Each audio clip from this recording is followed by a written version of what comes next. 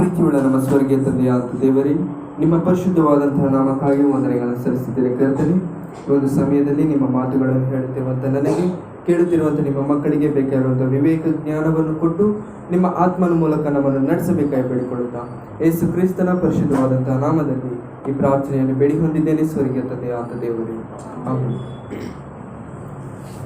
ದೇವರ ನಾಮಕ್ಕೆ ಮಹಿಮೆ ಉಂಟಾಗಲಿ. ನಿಜವಾಗಲೂ ಮತ್ತೊಂದು ಆವೃತ್ತಿ ನಿಮ್ಮನ್ನು ಮತ್ತೊಂದು ರೀತಿಯಲ್ಲಿ ದೇವರ ಮಾತುಗಳ ಮುಖಾಂತರ ಮೀಟ್ ಆಗಿ ದೇವರ ಮಾತುಗಳನ್ನು ಹಂಚಿಕೊಳ್ಳುವಂಥ ಅವಕಾಶ ಮಾಡಿಕೊಟ್ಟಿರುವಂಥ ದೇವರಿಗೆ ನಾನು ವಂದನೆಗಳನ್ನು ಸಲ್ಲಿಸ್ತಿದ್ದೇನೆ. ಅದೇ ರೀತಿಯಲ್ಲಿ ಸಮಯ ಮಾಡಿಕೊಟ್ಟಿರುವಂಥ ಪಾಸ್ಟರ್ ಪ್ರಭೋಯನವರಿಗೂ ಸಹ ನನ್ನ ವಂದನೆಗಳನ್ನು ಸಲ್ಲಿಸಿಕೊಳ್ತಿದ್ದೇನೆ. ಒಂದು ಸಮಯದಲ್ಲಿ ಪಾಸ್ಟರ್ ಅವರು ನನ್ನ ಬಗ್ಗೆ ಏನೇನೋ ಹೇಳ್ಬಿಟ್ರು. ಬಟ್ ನಿಜವಾಗಿ ಹೇಳಬೇಕಂತ ಹೇಳಿದ್ರೆ ನಾನು ಅಷ್ಟು ನಾಟ್ ಅರ್ಹನಲ್ಲ ನಾನು. ಯಾಕೆಂತ ಹೇಳಿದ್ರೆ ಅವರು ಮೆರ್ಸಿ ಆಂಟಿ ಅವರ ತಮ್ಮನವರು ಅಣ್ಣನವರು ಒಂದ್ಸತಿ ಇಲ್ಲಿಗೆ ಬಂದು ವಾಕ್ಯ ಹಂಚಿದ್ರು. ಸೊ ಅವರು ಒಂದು ಮಾತು ಹೇಳಿದರು, ನನ್ನನ್ನು ಯಾರೇ ಎಷ್ಟೇ ಉನ್ನತವಾಗಲಿ ಹೊಗಳಲಿ, ನಾನು ಒಂದೇ ಒಂದು ಅನ್ಕೋತೀನಿ, ಯೇಸು ಸ್ವಾಮಿಯನ್ನು ಹೋರಿಸಿಕೊಂಡು ಮೆರವಣಿಗೆ ಮಾಡಿರುವಂಥ ಕತ್ತೆಯ ಜೊತೆ ಸಮಾನ ನಾನು ಅಂತ. ಸೊ ಯಾರೇ ಎಷ್ಟೇ ಹೊಗಳಿ, ಬಟ್ ನಮ್ಮ ಸ್ಟೇಜ್ ಬಂದು ಮೆರವಣಿಗೆ ಮಾಡುವಂಥ ಒಂದು ಕತ್ತೆಯ ಜೊತೆ ಸಮಾನ. ಬಟ್ ನಮ್ಮ ಮೇಲಿರುವಂಥ ಕ್ರಿಸ್ತನು ಉನ್ನತನು, ಆತನನ್ನು ಮಹಿಮೆಪಡಿಸೋದಕ್ಕೆ ನಾವು ಅರ್ಹರಾಗಿದ್ದೇವೆ. ಸೊ ನಿಜವಾಗಲೂ ನಿಮ್ಮ ಮುಂದೆ ನಾನು ದೇವರ ವಾಕ್ಯವನ್ನು ಹಂಚಿಕೊಳ್ಳುವಂಥ ಸಮಯ ದೇವರು ಕೊಟ್ಟಿದ್ದಾರೆ. ನಾನು ದೇವರಿಗೆ ವಂದನೆಗಳನ್ನು ಸಲ್ಲಿಸ್ತಿದ್ದೇನೆ. ಒಂದು ಸಮಯದಲ್ಲಿ ನಿಮ್ಮೆಲ್ಲರಿಗೆ ನಾನು ಒಂದು ಮಾತನ್ನು ತೋರಿಸಬೇಕೆಂದುಕೊಳ್ತಿದ್ದೇನೆ. ಯಾಕೋಬನ ಗ್ರಂಥ 1ನೇ ಅಧ್ಯಾಯ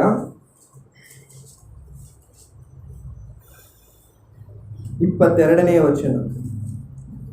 ಯಾಕೋಬನ ಗ್ರಂಥ 1ನೇ ಅಧ್ಯಾಯ 22ನೇ ವಚನ.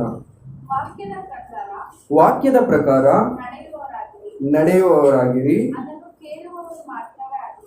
ಅದನ್ನು ಕೇಳುವವರು ಮಾತ್ರವೇ ಆಗಿದ್ದು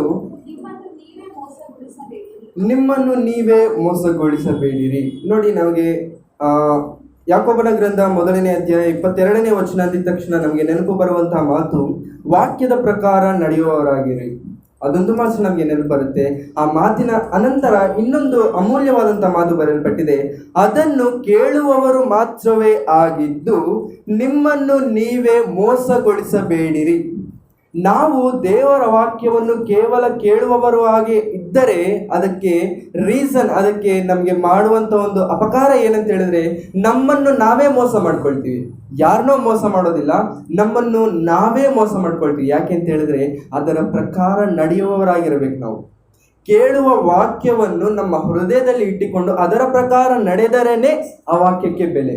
ನಿಜವಾಗಲೂ ಕಳೆದ ವಾರ ಪಾಸ್ಟರ್ ಮೋಸಸ್ ಮಂಜುನಾಥ್ ಅವರು ತುಂಬ ಬೆಳೆಯುಳ್ಳ ಮಾತುಗಳನ್ನು ಕೊಟ್ಟಿದ್ದಾರೆ. ಅದಕ್ಕೆ ನಾನು ನಿಜವಾಗಲೂ ನಾನು ಥ್ಯಾಂಕ್ಸ್ ಹೇಳಕ್ಕೆ ಇಷ್ಟಪಡ್ತೀನಿ. ಯಾಕೆ ಅಂತ ಹೇಳಿದ್ರೆ ಒಂದೊಂದು ಪದ ಇದೆ ನೋಡಿ, ಒಂದೊಂದು ಪದ ಇದೆ ನೋಡಿ, ಆ ಪದ ಇದು ವೇಸ್ಟ್ ಅಂತ ತೆಗೆಯೋದಕ್ಕೆ ಇಲ್ಲದೇ ಇರುವಂಥ ಪದಗಳು. ಆ ಒಂದು ಕ್ಷಣಗಳಿದೆ ನೋಡಿ, ಅದನ್ನು ಮಿಸ್ ಮಾಡಿಕೊಂಡ್ರೆ ಮತ್ತೆ ಬರುವಂಥ ಕ್ಷಣಗಳಲ್ಲ ಅವು. ಆ ಮಾತುಗಳು ಮತ್ತೆ ಮತ್ತೆ ಸಿಗುವಂಥ ಮಾತುಗಳಲ್ಲ.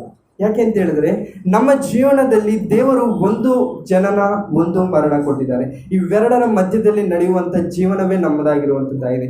ಈ ಜೀವನದಲ್ಲಿ ದೇವರನ್ನು ತಿಳಿದುಕೊಳ್ಳುವಂಥದ್ದು ಒಂದು ಎತ್ತಾಗಿರುವಂಥದ್ದಾದರೆ ಅದರಲ್ಲಿ ಆ ದೇವರಲ್ಲಿ ಇನ್ನೂ ಅರಿತುಕೊಳ್ಳುವಂಥದ್ದು ಇನ್ನೂ ಒಂದು ಉತ್ತಮವಾದಂಥ ಪಟ್ಟಾಗಿರುವಂಥದ್ದಾಗಿದೆ. ನಿಜವಾಗಲೂ ಕಳೆದ ವಾರ ಅಂತ ಮಾತುಗಳು ದೇವರು ನಮ್ಮ ಜೀವನಕ್ಕೆ ಕೊಟ್ಟಿದ್ದಾರೆ. ನಾನು ದೇವರಿಗೆ ವಂದನೆಗಳನ್ನು ಸಲ್ಲಿಸ್ತಿದ್ದೇನೆ. ಈ ಒಂದು ಸಮಯದಲ್ಲಿ ನಾವು ದೇವರ ವಾಕ್ಯಕ್ಕೆ ಹೋಗೋಣ.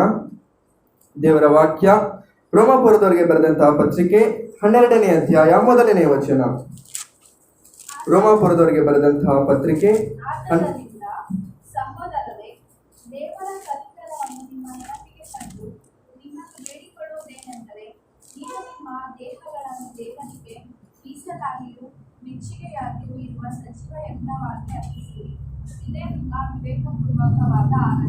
Okay, thank you.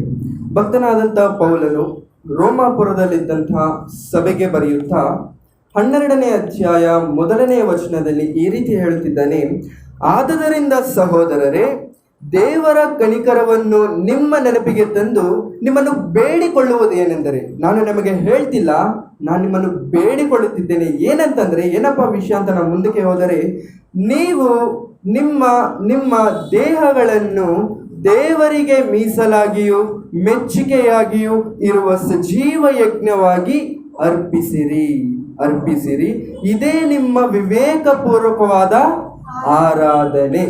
ಆರಾಧನೆ ನಾವು ಪ್ರತಿ ಭಾನುವಾರ ಮಾಡುವಂಥದ್ದು ಏನಾಗಿದೆ, ನಾವು ಅದಕ್ಕೆ ಇಟ್ಟಿರುವಂಥ ಹೆಸರು ವರ್ಷಿಪ್. ಅದನ್ನ ಕನ್ನಡದಲ್ಲಿ ಆರಾಧನೆ ಅಂತಾರೆ. ಆದರೆ ನಾವು ದೇವರಿಗೆ ಕೊಡುವಂಥ ವಿವೇಕಪೂರ್ವಕವಾದಂಥ ಆರಾಧನೆ ಯಾವುದು ಅಂತ ದೇವರನ್ನ ಕೇಳಿದ್ರೆ ದೇವರು ಹೇಳ್ತಿದ್ದಾರೆ, ನೀವು ನಿಮ್ಮ ನಿಮ್ಮ ದೇಹಗಳನ್ನು ದೇವರಿಗೆ ಮೆಚ್ಚುಗೆಯಾಗಿಯೂ ಮೀಸಲಾಗಿಯೂ ಇರುವ ಸಜೀವ ಯಜ್ಞವಾಗಿ ಅರ್ಪಿಸಿರಿ, ಅರ್ಪಿಸಿರಿ, ಅರ್ಪಿಸಿರಿ. ತುಂಬಾ ಚೆನ್ನಾಗಿ ಕೇಳಬೇಕು. ಅರ್ಪಿಸಿರಿ, ಅರ್ಪಣೆ, ಅರ್ಪಣೆ. ಅರ್ಪಣೆ ಯಾವಾಗ ಬರುತ್ತೆ ಆ ಮಾತಿಗೆ ಅರ್ಥ ನಾನು ಕೇಳ್ತೀನಿ. ಅರ್ಪಣೆ, ನಾವು ಈ ಪದವನ್ನು ಹಳೆ ಒಡಂಬಡಿಕೆಯಲ್ಲಿ ಕೇಳಿದ್ದೇವೆ. ಬಲಿ ಅರ್ಪಣೆ, ಬಲಿ ಅರ್ಪಣೆ. ಭಕ್ತನಾದಂಥ ಅಬ್ರಹಾಮನನ್ನು ದೇವರು ಕೇಳಿದ, ನಿನ್ನ ಮಗನಾದಂಥ ಒಬ್ಬನೇ ಮಗನಾಗಿರುವಂಥ ಇಸ್ಸಾಕನನ್ನು ನನಗೇನು ಮಾಡು, ಬಲಿ ಕೊಡು. ಏನು ಕೊಡು? ಬಲಿ ಕೊಡು. ಅಂದ್ರೆ ನಿನ್ನ ಮಗನಾಗಿರುವಂಥ ಇಸ್ಸಾಕನನ್ನು ನನಗೆ ಕೊಡು ಅಂತ ಕೇಳ್ತಿದ್ದಾರೆ. ಅದನ್ನ ನಾವೇನಂತೀವಿ ಗೊತ್ತಾ? ಬಲಿ. ಅದೇ ರೀತಿಯಲ್ಲಿ ಮೋಶೆಗೆ ಹಳೆ ಒಡಂಬಡಿಕೆಯನ್ನು ಕೊಡುತ್ತಾ, ಆಜ್ಞೆಗಳನ್ನು ಕೊಡುತ್ತಾ ಬಲಿ ನೈವೇದ್ಯವನ್ನು ದೇವರು ತೋರಿಸುವಂಥದ್ದನ್ನ ನಾವು ನೋಡ್ತಿದ್ದೇವೆ. ಸೊ ಬಲಿ ಅಂತಂತಂದ್ರೆ, ಇಲ್ಲಂತಂದ್ರೆ ಅರ್ಪಣೆ ಅಂತಂತಂದ್ರೆ, ನಮ್ಮನ್ನು ನಾವು ಬೇಡ ಅಂದಿಕೊಂಡು ಒಬ್ಬರಿಗೆ ನಮ್ಮನ್ನು ನಾವು ಒಪ್ಪಿಸಿಕೊಡುವಂಥದ್ದನ್ನು ನಾವೇನಂತೀವಿ? ಅರ್ಪಿಸಿಕೊಳ್ಳುವಂಥದ್ದನ್ನ ನಾವಂತೀವಿ. ಮದುವೆ ಆಗಬೇಕಾದರೆ, ಮದುವೆ ಆದ ಮೇಲೆ ಗಂಡ ಹೆಂಡತಿಯರನ್ನು ನೋಡಿ ಏನಂತಾರೆ ಗೊತ್ತಾ? ಹೆಂಡತಿ ಗಂಡನ ದೇಹದಲ್ಲಿ ಸಗಭಾಗ, ಗಂಡನು ಸಗಭಾಗ ಆಗಿರುವಂತವನಾಗಿದ್ದಾನೆ. ಸೊ ಒಂದೇ ದೇಹ ಇಬ್ಬರು ಏಕವಾಗಿದ್ದಾರೆ ಎಂಬಂತ ಮಾತು ಗಂಡ ಹೆಂಡತಿಯಲ್ಲಿ ನಾವು ಕಾಣುತ್ತೇವೆ. ಸೊ ದೇವರು ಕೇಳ್ತಿದ್ದಾನೆ, ಅರ್ಪಿಸಿಕೊಳ್ಳಿರಿ, ಅರ್ಪಿಸಿಕೊಳ್ಳಿರಿ. ಅರ್ಧಂಬರ್ಧ ಬೇಡ ನನಗೆ. ನಿಮ್ಮನ್ನು ಬೇಡ ಅಂತ ಅನ್ಕೊಳ್ಬೇಕು, ನನ್ನ ಹಿಂದೆ ನೀವು ಬರಬೇಕು. ನಿಮ್ಮನ್ನು ಬೇಡ ಅಂತ ಅನ್ಕೊಂಡು ನನ್ನ ಹಿಂದೆ ನೀವು ಬರುವಾಗ ಅದನ್ನ ಏನಂತಾರೆ ಗೊತ್ತಾ? ಅರ್ಪಿಸಿಕೊಳ್ಳುವುದು, ಅರ್ಪಿಸಿಕೊಳ್ಳುವುದು. ಅದು ಯಾವುದು ಅರ್ಪಿಸಿಕೊಳ್ಳಬೇಕೆಂದರೆ, ನೀವು ನಿಮ್ಮ ದೇಹಗಳನ್ನು ದೇವರಿಗೆ ಮೀಸಲಾಗಿ, ದೇವರಿಗೆ ಮೆಚ್ಚುಗೆಯಾಗಿ ಅರ್ಪಿಸಿಕೊಳ್ಳಬೇಕು. ದೇವರಿಗೆ ಮೀಸಲಾಗಿ, ಮೆಚ್ಚುಗೆಯಾಗಿ. ನಮ್ಗೇನೋ ಅರ್ಥ ಆಗ್ತಿಲ್ಲ ಇದು. ಹೇಗೆ ಅರ್ಪಿಸಿಕೊಳ್ಳುವುದು, ಏನು ಅರ್ಪಿಸಿಕೊಳ್ಳುವುದು, ಇದೆಲ್ಲ ನಮ್ಗೆ ಅರ್ಥ ಆಗ್ಬೇಕಂತ ಹೇಳಿದ್ರೆ, ನಾವು ಬೈಬಲಲ್ಲಿ ನೋಡಿದಾಗ ಮಹಾಜ್ಞಾನಿ ದೇವರ ಮಾತುಗಳನ್ನು ಹೊಸ ಒಡಂಬಡಿಕೆಯಲ್ಲಿ ವಿವರಣವಾಗಿ ಹೇಳಿರುವಂಥ ಒಂದು ಅಪೊಸ್ತಲನು, ದೇವರ ವಿಷಯದಲ್ಲಿ ಶ್ರಮೆ ಪಟ್ಟಿರುವಂಥ ಮೇಧಾವಿ ಆಗಿರುವಂತಹ ಪೌಲನ ಹತ್ತಿರಕ್ಕೆ ನಾವು ಹೋಗಬೇಕು. ಯಾಕೆಂತ ಹೇಳಿದ್ರೆ, ಪೌಲನ ಜೀವನವನ್ನು ನಾವು ನೋಡಿದಾಗ ಆ ಥರ ನಾವು ಇದೀವ ಇಲ್ವಾ ಅಂತ ಒಂದ್ಸತಿ ಚೆಕ್ ಮಾಡಿಕೊಂಡ್ರೆ ನಾವು ಅವರ ಕಾಲಿಗೆ ಧೂಳಿಗೆ ಸಹ ನಾವು ಸಮಾನರಾಗುವುದಿಲ್ಲ. ಅಂತ ಒಂದು ಶ್ರಮೆಯನ್ನು ಪೌಲರವರು ಪಟ್ಟಿದ್ದಾರೆ. ಸೊ ಈ ಪೌಲರವರು ಹೇಳುವಂತ ಒಂದು ಮಾತನ್ನು ನಾವೆಲ್ಲರೂ ಸೇರಿ ನೋಡಿಕೊಳ್ಳೋಣ. ರೋಮಾಪುರದವರಿಗೆ ಬರೆದಂತ ಪತ್ರಿಕೆ 6ನೇ ಅಧ್ಯಾಯ 13ನೇ ವಚನ. ಇದು ಮಾತ್ರವಲ್ಲದೆ ನೀವು ನಿಮ್ಮ ಅಂಗಗಳನ್ನು ಪಾಪಕ್ಕೆ ಒಪ್ಪಿಸುವವರಾಗಿದ್ದು ದುಷ್ಟತ್ವವನ್ನು ಸಾಧಿಸುವ ಸಾಧನಗಳಾಗಿ ಮಾಡಬೇಡಿರಿ, ಆದರೆ ಸತ್ತವರೊಳಗಿಂದ ಜೀವಿತರಾಗಿರಲಾಗಿ ನಿಮ್ಮನ್ನು ದೇವರಿಗೆ ಒಪ್ಪಿಸಿಕೊಟ್ಟು ನಿಮ್ಮ ಅಂಗಗಳನ್ನು ನೀತಿ ಕೃತ್ಯಗಳನ್ನು ನಡೆಸುವ ಸಾಧನಗಳನ್ನಾಗಿ ಆತನಿಗೆ ಅರ್ಪಿಸಿರಿ. ನಿಮ್ಮ ದೇಹಗಳಲ್ಲಿರುವಂತಹ ಅಂಗಗಳನ್ನು ನೀತಿ ಕೃತ್ಯಗಳನ್ನು ಮಾಡುವ ಸಾಧನಗಳನ್ನಾಗಿ ದೇವರಿಗೆ ಒಪ್ಪಿಸಿಕೊಡಿರಿ. ಸಾಧನಗಳನ್ನಾಗಿ, ಸಾಧನಗಳನ್ನಾಗಿ. ಫಾರ್ ಎಕ್ಸಾಂಪಲ್, ಸಾಧನಗಳು, ಎಲೆಕ್ಟ್ರಿಕ್ ಕೆಲಸ ಮಾಡ್ಬೇಕಂತಂದ್ರೆ ಅದಕ್ಕಿರುವಂಥ ಸಾಧನಗಳು ಏನು ಗೊತ್ತಾ? Cutting plate, tester, screw driver, tape. ಇವೆಲ್ಲ ಏನಾಗುತ್ತೆ? ಎಲೆಕ್ಟ್ರಿಷಿಯನ್ ಕೆಲಸಗಳಿಗೆ ಬೇಕಾಗಿರುವಂತ ಸಾಧನಗಳಾಗಿರುವಂತವಾಗಿವೆ. ಸೊ ದೇವರ ಕೆಲಸಕ್ಕೆ ಬೇಕಾಗಿರುವಂತ ಸಾಧನಗಳು ಏನು ಅಂತ ದೇವರನ್ನ ಕೇಳಿದ್ರೆ ದೇವರು ಹೇಳ್ತಿದ್ದಾರೆ, ನಿಮ್ಮ ಅಂಗಗಳು ಏನಾಗಿರುವಂತವಾಗಿವೆ? ನನ್ನ ಕೆಲಸಕ್ಕೆ ಸಾಧನಗಳಾಗಿರುವಂತವಾಗಿವೆ. ಅವನ್ನು ನೀವು ಏನ್ ಮಾಡಬೇಕು? ಅರ್ಪಿಸಿಕೊಳ್ಳಬೇಕು. ಅದನ್ನು ನೀವೇನು ಮಾಡಬೇಕು? ಅರ್ಪಿಸಿಕೊಳ್ಳಬೇಕು. ಸೊ ನಮ್ಮ ದೇಹಗಳಲ್ಲಿರುವ ಅಂಗಗಳು ದೇವರಿಗೆ ಮೀಸಲಾಗಿಯೂ ಮೆಚ್ಚುಗೆಯಾಗಿಯೂ ಇರುವ ಸಜೀವ ಯಜ್ಞವಾಗಿ ಅರ್ಪಿಸಿಕೊಳ್ಳಬೇಕು. ಅಂದ್ರೆ ನಮ್ಮ ದೇಹಗಳನ್ನ ನಾವು ಏನ್ ಮಾಡಬೇಕು? ದೇವರಿಗೆ ಅರ್ಪಿಸಿಕೊಳ್ಳಬೇಕು, ಅರ್ಪಿಸಿಕೊಳ್ಳಬೇಕು, ಕೊಟ್ಬಿಡ್ಬೇಕು, ದೇವರಿಗೆ ಕೊಟ್ಬಿಡ್ಬೇಕು. ಹಳೆ ಒಡಂಬಡಿಕೆಗೆ ನಾವು ಒಂದ್ಸತಿ ಹೋದಾಗ, ಹಳೆ ಒಡಂಬಡಿಕೆಯಲ್ಲಿ ಯಾರಾದರೂ ತಪ್ಪು ಮಾಡಿದರೆ, ಯಾರಾದರೂ ಪಾಪ ಮಾಡಿದರೆ ಅವರು ಒಂದು ಬಲಿಯನ್ನ ಕೊಡಬೇಕಾಗಿತ್ತು. ಕೋಳಿ ಆಗಲಿ, ಮೇಕೆ ಆಗಲಿ, ಯಾವುದೋ ಒಂದು ಬಲಿಯನ್ನು ಕೊಡಬೇಕಾಗಿತ್ತು. ಅವಾಗ ಏನು ಮಾಡ್ತಿದ್ರು ಗೊತ್ತಾ? ಕತ್ತನ್ನ ಕಟ್ ಮಾಡಿ ಬಲಿ ಯಜ್ಞದ ಮೇಲೆ ಅದು ಒಂದು ದೇಹವನ್ನು ಹಾಕಿದ ತಕ್ಷಣ ಆ ಬಲಿ ದೇವರಿಗೆ ಇಷ್ಟವಾಗಿರುವಂಥದ್ದಾದರೆ ಅವರ ಪಾಪವು ಕ್ಷಮಿಸುತ್ತೆ. ಸೊ ಹಳೆ ಒಡಂಬಡಿಕೆಯಲ್ಲಿ ದೇವರು ಕೋರಿಕೊಂಡದ್ದು ಏನೋ ಗೊತ್ತಾ? ಬಲಿ ಅರ್ಪಣೆಗೆ ಪಶು ಇಲ್ಲಂತಂದ್ರೆ ಜಂತುಗಳ ದೇಹವನ್ನು ಬೇಡಿಕೊಂಡ್ರು. ಆದರೆ ಈ ಒಂದು ದಿನದಲ್ಲಿ ಹೊಸ ಒಡಂಬಡಿಕೆಯಲ್ಲಿ ದೇವರು ಬೇಡಿಕೊಳ್ಳೋದೇನೋ ಗೊತ್ತಾ? ನಿಮ್ಮ ಪಾಪಗಳು ಕ್ಷಮಿಸಲ್ಪಡಬೇಕಾ, ನೀವು ಪರಿಶುದ್ಧರಾಗಿ ಇರಬೇಕಾ, ಆದರೆ ನೀವು ಬಲಿ ಕೊಡಬೇಕು. ಏನು ಸ್ವಾಮಿ, ಕೋಳಿ ಬೇಕಾ ಮೇಕೆ ಬೇಕಾ ಅಂತ ಕೇಳಬೇಕಾದಂಥ ಅವಶ್ಯಕತೆ ಇಲ್ಲ, ನೀನೇ ಬೇಕು. ದೇವರಿಗೆ ಕೋಳಿ ಬೇಡ, ಮೇಕೆ ಬೇಡ. ಹೊಸ ಒಡಂಬಡಿಕೆ ಚೇಂಜ್ ಆಗಿದೆ. ಹಳೆ ಒಡಂಬಡಿಕೆ ಬಿಟ್ಟು ಹೊಸ ಒಡಂಬಡಿಕೆಗೆ ನಾವೆಲ್ಲರೂ ಬಂದಿದ್ದೇವೆ. ಹೊಸ ಒಡಂಬಡಿಕೆಯಲ್ಲಿ ದೇವರು ಬೇಡಿಕೊಳ್ತಿರೋದೇನೋ ಗೊತ್ತಾ? ಕೋಳಿ ಮೇಕೆ ಕುರಿ ಕೋಳಿ ಅಲ್ಲ, ದೇವರು ಬೇಡಿಕೊಳ್ತಿರುವಂಥದ್ದು ನಿನ್ನ ನನ್ನ ದೇಹ, ನಿನ್ನ ನನ್ನ ಅವಯವಗಳನ್ನು ದೇವರು ಬೇಡ್ಕೊಳ್ತಿದ್ದಾರೆ. ಯಾಕೋ ಗೊತ್ತಾ? ನೀತಿ ಸಾಧನೆಗಳನ್ನಾಗಿ ದೇವರಿಗೆ ಒಪ್ಪಿಸಿಕೊಡಬೇಕು. ನೀತಿ ಸಾಧನೆಗಳನ್ನಾಗಿ. ಹೇಗೆ ನೀತಿ ಸಾಧನೆಗಳನ್ನಾಗಿ ಹೇಗೆ ನೋಡಿಕೊಳ್ಳೋಣ. ಭಕ್ತನಾದಂಥ ಪೌಲನ ಹತ್ರಕ್ಕೆ ಹೋಗೋಣ. ಕೊರಿಂಥದವರಿಗೆ ಬರೆದಂತಹ ಮೊದಲನೇ ಪತ್ರಿಕೆ 9ನೇ ಅಧ್ಯಾಯ 27ನೇ ವಚನ. ಕೊರಿಂಥದವರಿಗೆ ಬರೆದಂತಹ ಮೊದಲನೇ ಪತ್ರಿಕೆ 9ನೇ ಅಧ್ಯಾಯ 27ನೇ ವಚನ. ಇತರರನ್ನು ಹೋರಾಟಕ್ಕೆ ಕರೆದ ಮೇಲೆ ನಾನೇ ಅಯೋಗ್ಯನೆನಿಸಿಕೊಂಡೇನೋ ಎಂಬ ಭಯದಿಂದ ನನ್ನ ಮೈಯನ್ನು ಜಜ್ಜಿ ಸ್ವಾಧೀನಪಡಿಸಿಕೊಳ್ಳುತ್ತೇನೆ. ಈ ಮಾತನ್ನು ಹೇಳುತ್ತಿರುವಂತಹ ವ್ಯಕ್ತಿ ಯಾರು ಅಲ್ಲ, ಭಕ್ತನಾದಂಥ ಪೌಲನು ಹೇಳ್ತಿರುವಂತ ಮಾತೇನಂತ ಹೇಳಿದ್ರೆ, ಎಲ್ಲರಿಗೂ ದೇವರ ವಾಕ್ಯವನ್ನು ಹೇಳಿ ಎಲ್ಲರನ್ನೂ ದೇವರ ಕಡೆಗೆ ತಿರುಗಿಸಿದ ನಂತರ ನಾನೇ ತಪ್ಪು ಮಾಡ್ತೀನೇನೋ, ಸಾವಿರಾರು ಜನನ ದೇವರ ಕಡೆಗೆ ತಿರುಗಿಸಿದ್ದೇನೆ, ಆದರೆ ತಿರುಗಿಸಿದ ನಾನೇ ಮತ್ತೆ ತಪ್ಪು ಮಾಡ್ತೀನೇನೋ ಅಂತ ಹೇಳಿ ನಾನು ಏನು ಮಾಡ್ತಿದ್ದೀನಿ ಗೊತ್ತಾ? ನನ್ನ ಮೈಯನ್ನು ಅಂದರೆ ನನ್ನ ದೇಹವನ್ನು ಜಜ್ಜಿಕೊಳ್ಳುತ್ತಿದ್ದೇನೆ. ಜಜ್ಜಿಕೊಳ್ಳುವುದು ಅಂದರೆ ಅರ್ಥ ಏನು ಹೇಳಿ? ಫಾರ್ ಎಕ್ಸಾಂಪಲ್, ಅಜ್ಜಿಂದಿರು ಎಳಡಿಕೆ ಹಾಕೋ ಅಭ್ಯಾಸ ಇದ್ರೆ ಒಂದು ವಯಸ್ಸು ಬರುತ್ತೆ, ಅವಾಗ ಅಲ್ಲೆಲ್ಲ ಉದುರೋದ್ಮೇಲೆ ಅವರು ಆದ್ರೂ ಎಳೆ ಹಾಕೊಳ್ಳೋದು ಬಿಡಲ್ಲ. ಅದಕ್ಕೆ ರೀತಿ ಬೇರೆ ಇರುತ್ತೆ. ಮೊದಲೆಲ್ಲ ಬಾಯಲ್ಲಿ ಹಾಕೋತಿದ್ರು, ಇವಾಗ ರೀತಿ ಚೇಂಜ್ ಮಾಡ್ತಾರೆ. ಏನಿಲ್ಲ, ಅದು ಚಿಕ್ಕ ಬೌಲ್ ತರ ಕಲ್ಲಿನದು ಇರುತ್ತೆ, ಅದರಲ್ಲಿ ಎಳೆ ಹಾಕ್ಬೇಕಾಗಿರೋದೆಲ್ಲ ಹಾಕ್ಬಿಡ್ತಾರೆ. ಮಾತಾಡ್ಕೊಂಡು ಕುಟ್ತಾ ಇರ್ತಾರೆ. ಕುಟ್ಟಿ ಅದನ್ನೆಲ್ಲ ತೆಗೆದು ಬಾಯಿಗೆ ಹಾಕೋತಾರೆ. ಅದನ್ನೇನಂತಾರೆ ಹೇಳಿ? ಜಜ್ಜುವುದು. ಏನಂತಾರೆ ಅದನ್ನ? ಜಜ್ಜುವುದು. ಸೊ ಪೌಲನು ಹೇಳಿ ಮಾಡ್ತಿದ್ದಾನೆ, ತನ್ನ ದೇಹವನ್ನು ಜಜ್ಜಿಕೊಳ್ಳುತ್ತಿದ್ದಾನೆ. ಏನಿದು ಜಜ್ಜಿಕೊಳ್ಳುವುದು? ಜಜ್ಕೊಂಡ್ರೆ ನಾವಿರ್ತೀವ? ಇರೋದಿಲ್ಲ. ಒಂದು ಚಿಕ್ಕ ಕಲ್ಟ್ ಹಾಕಿದ್ರೇನೆ ನಾವು ಒದ್ದಾಡ್ತೀವಿ. ಸೊ ಪೌಲನು ತನ್ನ ದೇಹವನ್ನು ಜಜ್ಜಿಕೊಳ್ಳುತ್ತಿದ್ದಾನೆ ಅಂತ ಹೇಳಿದ್ರೆ, ಯಾವ ರೀತಿಯಲ್ಲಿ ಜಜ್ಜಿಕೊಳ್ಳುತ್ತಿದ್ದಾನೆ, ಹೇಗೆ ಜಜ್ಜಿಕೊಳ್ಳುತ್ತಿದ್ದಾನೆ, ಯಾಕೆ ಜಜ್ಜಿಕೊಳ್ಳುತ್ತಿದ್ದಾನೆ ಗೊತ್ತಾ? ರೋಮ 12:1 ನಾವು ಓದಿಕೊಂಡಿರುವಂತ ಮಾತು, ದೇವರಿಗೆ ಮೀಸಲಾಗಿಯೂ ಮೆಚ್ಚುಗೆಯಾಗಿ ಇರುವ ಸಜೀವ ಯಜ್ಞವಾಗಿ ಅರ್ಪಿಸಿಕೊಳ್ಳಿರಿ. ಸಜೀವ ಯಜ್ಞವಾಗಿ. ದೇವರಿಗೆ ಬೇಕಾಗಿರುವಂಥದ್ದು ಏನೋ ಗೊತ್ತಾ? ಸತ್ತು ಹೋದಂಥ ಕೋಳಿ ಅಲ್ಲ, ಬದುಕಿರುವಂಥ ನಾವು. ಸಜೀವ ಯಜ್ಞ. ನಾವು ಬದುಕಿರಬೇಕಾದರೇನೆ ದೇವರಿಗೆ ಬೇಕು. ನಾವು ಬದುಕಿರುವಂಥ ಸಮಯದಲ್ಲೇ ದೇವರಿಗೆ ಬೇಕು. ಇನ್ನೊಂದು ವಿಷಯ ನಾನು ನಿಮ್ಗೆ ಹೇಳೋದಕ್ಕೆ ಇಷ್ಟಪಡ್ತೀನಿ. ದೇವರಿಗೆ ಸ್ಮೆಲ್ ಅಂದರೆ ತುಂಬ ಇಷ್ಟ ಗೊತ್ತಾ? ದೇವರಿಗೆ ಸ್ಮೆಲ್ ಅಂದರೆ ತುಂಬ ಇಷ್ಟ. ಯಾಕೆ ಅಂತ ಕೇಳ್ಬೋದು ನೀವು. ಯಾಕೆ ಅಂತ ಹೇಳಿದ್ರೆ, ಮೊಟ್ಟ ಮೊದಲನೇ ಮನುಷ್ಯನಾಗಿರುವಂಥ ಆದಾಮನಿಗೆ ಹುಟ್ಟಿರುವಂಥ ಮೊಟ್ಟ ಮೊದಲನೇ ಮಗನಾಗಿರುವಂಥ ಹೆಬೆಲನು, ಇವರಿಬ್ಬರಿಗೆ ಒಳ್ಳೆ ಫಲ ಬರ್ತಿದೆ. ಯಾವಾಗ ಇಬ್ಬರಿಗೆ ಒಂದು ಆಲೋಚನೆ ಬಂತು, ನಾನು ದೇವರಿಗೆ ಅರ್ಪಣೆ ಕೊಡಬೇಕು ಅಂತೇಳಿ. ಅವ್ರು ಏನು ಮಾಡಿದ್ರು ಗೊತ್ತಾ? ಎಲ್ಲ ಒಂದು ಕಡೆ ಇಟ್ಬಿಟ್ಟು, ದೇವರೇ ಇದು ನಿನಗೋಸ್ಕರ ಅಂತ ಹೇಳ್ಬೋದಲ್ಲ, ಇಲ್ಲ, ದೇವರಿಗೆ ಸ್ಮೆಲ್ ಅಂದರೆ ತುಂಬ ಇಷ್ಟ. ಸೊ ಏನು ಮಾಡಬೇಕು? ಒಂದು ಬಲಿಪೀಠ ಮಾಡಬೇಕು. ಅದ್ರ ಮೇಲೆ ನಾನು ಏನಾದ್ರೆ ಕೊಡ್ಬೇಕು ಅನ್ಕೋತಿದ್ದೀನಿ, ಅದ್ರ ಮೇಲೆ ಇಡಬೇಕು, ಬೆಂಕಿ ಹಾಕ್ಬೇಕು. ಆ ಸ್ಮೆಲ್ ದೇವರಿಗೆ ಇಷ್ಟ. ಅದೇ ರೀತಿ ಭಕ್ತನಾದಂಥ ನೋವಾಹನ ಮಾಡ್ತಾನೆ. ನೋವಾಹನ ಮಾಡಿದಾಗ ದೇವರು ಒಂದು ಮಾತನ್ನಲ್ಲಿ ಪ್ರಸ್ತಾವನೆ ಮಾಡ್ತಾರೆ ನೋಡಿ. ಆದಿಕಾಂಡ ಒಂದು ಮಾತನ್ನು ದೇವರು ಹೇಳ್ತಾರೆ. ಆದಿಕಾಂಡ 8ನೇ ಅಧ್ಯಾಯ 21ನೇ ವಚನ. ಆದಿಕಾಂಡ 8ನೇ ಅಧ್ಯಾಯ 21ನೇ ವಚನ. ಭಕ್ತನಾದಂಥ ನೋವಾಹನು 20ರಿಂದ ನಾವು ಓದಿಕೊಳ್ಳೋಣ. ಆಗ ನೋಹನು ಯೆಹೋವನಿಗೋಸ್ಕರ ಯಜ್ಞವೇದಿಯನ್ನು ಮಾಡಿ ಅದರ ಮೇಲೆ ಶುದ್ಧವಾದ ಎಲ್ಲಾ ಪಶು ಪಕ್ಷಿ ಜಾತಿಗಳಲ್ಲಿ ಸರ್ವಾಂಗ ಹೋಮ ಮಾಡಿದನು. ಅದರ ಸುವಾಸನೆಯು ಯೆಹೋವನಿಗೆ ಗಮಗಮಿಸಲು ಸಾಕು.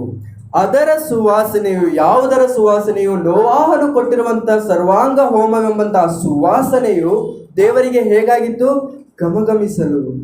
ನಾವೇನಂತೀವಿ, ಏನಾದರೂ ಅಡುಗೆ ಮಾಡ್ತಿದ್ರೆ ಅಮ್ಮ ಅವ್ರ ಮನೆಯಲ್ಲಿ ಒಳ್ಳೆ ನಾನ್ ವೆಜ್ ಅಡುಗೆ ಮಾಡ್ತಿದ್ರೆ ಘಮ ಘಮ ಅಂತದೆ. ಅದು ಏನದು ಕುದೀತಿದ್ರೇನೆ ತಿನ್ಬೇಕನ್ನಿಸ್ತದೆ, ಸಾಕಾಗಿದೆ. ಏನಂತೀವಿ ಅದನ್ನ? ಘಮಘಮಿಸುವುದು. ಅದನ್ನ ನಾವೇನ್ ಮಾಡ್ತೀವಿ, ಇನ್ನು ನಮ್ಮ ಹತ್ರಕ್ಕೆ ಬರೋದಿಲ್ಲ, ಅದು ನಮ್ಮ ಹತ್ರಕ್ಕೆ ನಮ್ಮ ಪ್ಲೇಟ್ ಒಳಗಡೆ ಬರೋದಿಲ್ಲ. ಅದಕ್ಕೆ ಆ ಒಳಗಡೆನೆ ನಾವೇನಂತೀವಿ, ಅದನ್ನ ಯಾವಾಗ ತಿನ್ಬೇಕಾದ್ರೆ ಆ ಥರ ಪಡುವಂಥದ್ದು. ದೇವರಿಗೆ ನೋಹನು ಕೊಟ್ಟಿರುವಂಥ ಬಲಿ ಆ ಥರ ಇತ್ತು. ಮಗನೇ, ನೀನ್ ಮಾಡಿದ್ಯಾ ಅಡಿಗೆ, ಘಮಘಮಿಸುತ್ತಿದೆ ನನಗೆ. ಅದಿನ್ನೂ ಬಂದಿಲ್ಲ ನನ್ನ ಹತ್ರ, ಬಟ್ ಘಮಘಮಿಸುತ್ತಿದೆ. ಅದು ದೇವರಿಗೆ ಇಷ್ಟವಾದಂಥ ಸುವಾಸನೆ. ದೇವರಿಗೆ ಇಷ್ಟವಾದಂಥ ಸುವಾಸನೆ. ಅದು ಹಳೆಯ ಒಡಂಬಡಿಕೆ. ಇವಾಗ ನಾವು ಹೊಸ ಒಡಂಬಡಿಕೆಯಲ್ಲಿ ನಾವು ಹೇಗೆ ನಮ್ಮ ದೇಹಗಳನ್ನು ಬಲಿ ಕೊಡಬೇಕು, ಹೇಗೆ ದೇವರಿಗೆ ಇಷ್ಟವಾದಂಥ ಸುವಾಸನೆಯಾಗಿ ಮಾರ್ಪಡಬೇಕು. ಹೊಸ ಒಡಂಬಡಿಕೆಗೆ ಬರೋಣ. ಭಕ್ತರಾದಂಥ ನೋಹನು ಮಾಡಿದ ಬಳಿ, ಇವಾಗ ಹೊಸ ಒಡಂಬಡಿಕೆಯಲ್ಲಿ ನಾವು ನೋಡುವಂಥ ಬಲಿ ಹೇಗೆ ಇರುವಂಥದ್ದಾಗಿದೆ. ಕೊರಿಂಥಿಯರಿಗೆ ಬರೆದಂತಹ ಎರಡನೇ ಪತ್ರಿಕೆ 2ನೇ ಅಧ್ಯಾಯ 15ನೇ ವಚನ. ಭಕ್ತನಾದಂತಹ ಪೌಲನು ಕೊರಿಂಥಿಯರಿಗೆ ಬರೆದಂತಹ 2ನೇ ಪತ್ರಿಕೆ 2ನೇ ಅಧ್ಯಾಯ 15ನೇ ವಚನ. ರಕ್ಷಣಾ ಮಾರ್ಗದಲ್ಲಿರುವವರಲ್ಲಿಯೂ ನಾಶನ ಮಾರ್ಗದಲ್ಲಿರುವವರಲ್ಲಿಯೂ ನಾವು ದೇವರ ಮುಂದೆ ಕ್ರಿಸ್ತನ ಪರಿಮಳವಾಗಿದ್ದೇವೆ. ನಾವು ದೇವರ ಮುಂದೆ ಏನಾಗಿದ್ದೇವೆ? ಕ್ರಿಸ್ತನ ಪರಿಮಳವಾಗಿದ್ದೇವೆ. ನಾವು ದೇವರಿಗೆ ಫೇವ್ರೆಟ್ ಸೆಂಟ್ ಆಗಿದ್ದೇವೆ. ಪರಿಮಳ ಅಂತ ಹೇಳಿದ್ರಿ, ಸೆಂಟ್. ತುಂಬಾ ಜನ ಮುಸ್ಲಿಮ್ಸ್ ಅವರು ತುಂಬಾ ದಿವಸ ಸ್ನಾನ ಮಾಡದಿದ್ರು ಅತ್ತರ್ ಅನ್ನೋದು ಹಾಕೋಬಿಡ್ತಾರೆ. ಅದು ಹಾಕೋಬಿಟ್ರೆ ಪಕ್ಕದಲ್ಲಿ ನಾವು ಕೂರಕ್ಕೂ ಆಗೋದಿಲ್ಲ, ಅಷ್ಟು ಸ್ಮೆಲ್ ಬರುತ್ತೆ. ಅದನ್ನೇನಂತಾರೆ? ಪರಿಮಳ. ಸೊ ದೇವರಿಗೆ ನಾವು ಹೇಗೆ ಇದ್ದೀವಿ ಅಂತ ಪೌಲನ್ ಹೇಳ್ತಿದ್ದಾನೆ ಅಂದ್ರೆ, ಪರಿಮಳ ಸುವಾಸನೆಯಾಗಿದ್ದೇವೆ. ಏನು ಪರಿಮಳ ಸುವಾಸನೆ? ಹಳೆ ಒಡಂಬಡಿಕೆಯಲ್ಲಿ ಭಕ್ತನಾದಂಥ ನೋವಾಹನು ಬಲಿ ಕೊಟ್ಟ, ಜಂತುಗಳನ್ನು ಬಲಿ ಕೊಟ್ಟ. ನಾವೇನು ಅನ್ಕೋಬಹುದು, ಅಲ್ಲಿ ಬಲಿ ಕೊಟ್ಟಿದ್ದಕ್ಕೆ ಸುವಾಸನೆ ಹೋಗಿದೆ, ವೆರಿ ಗುಡ್.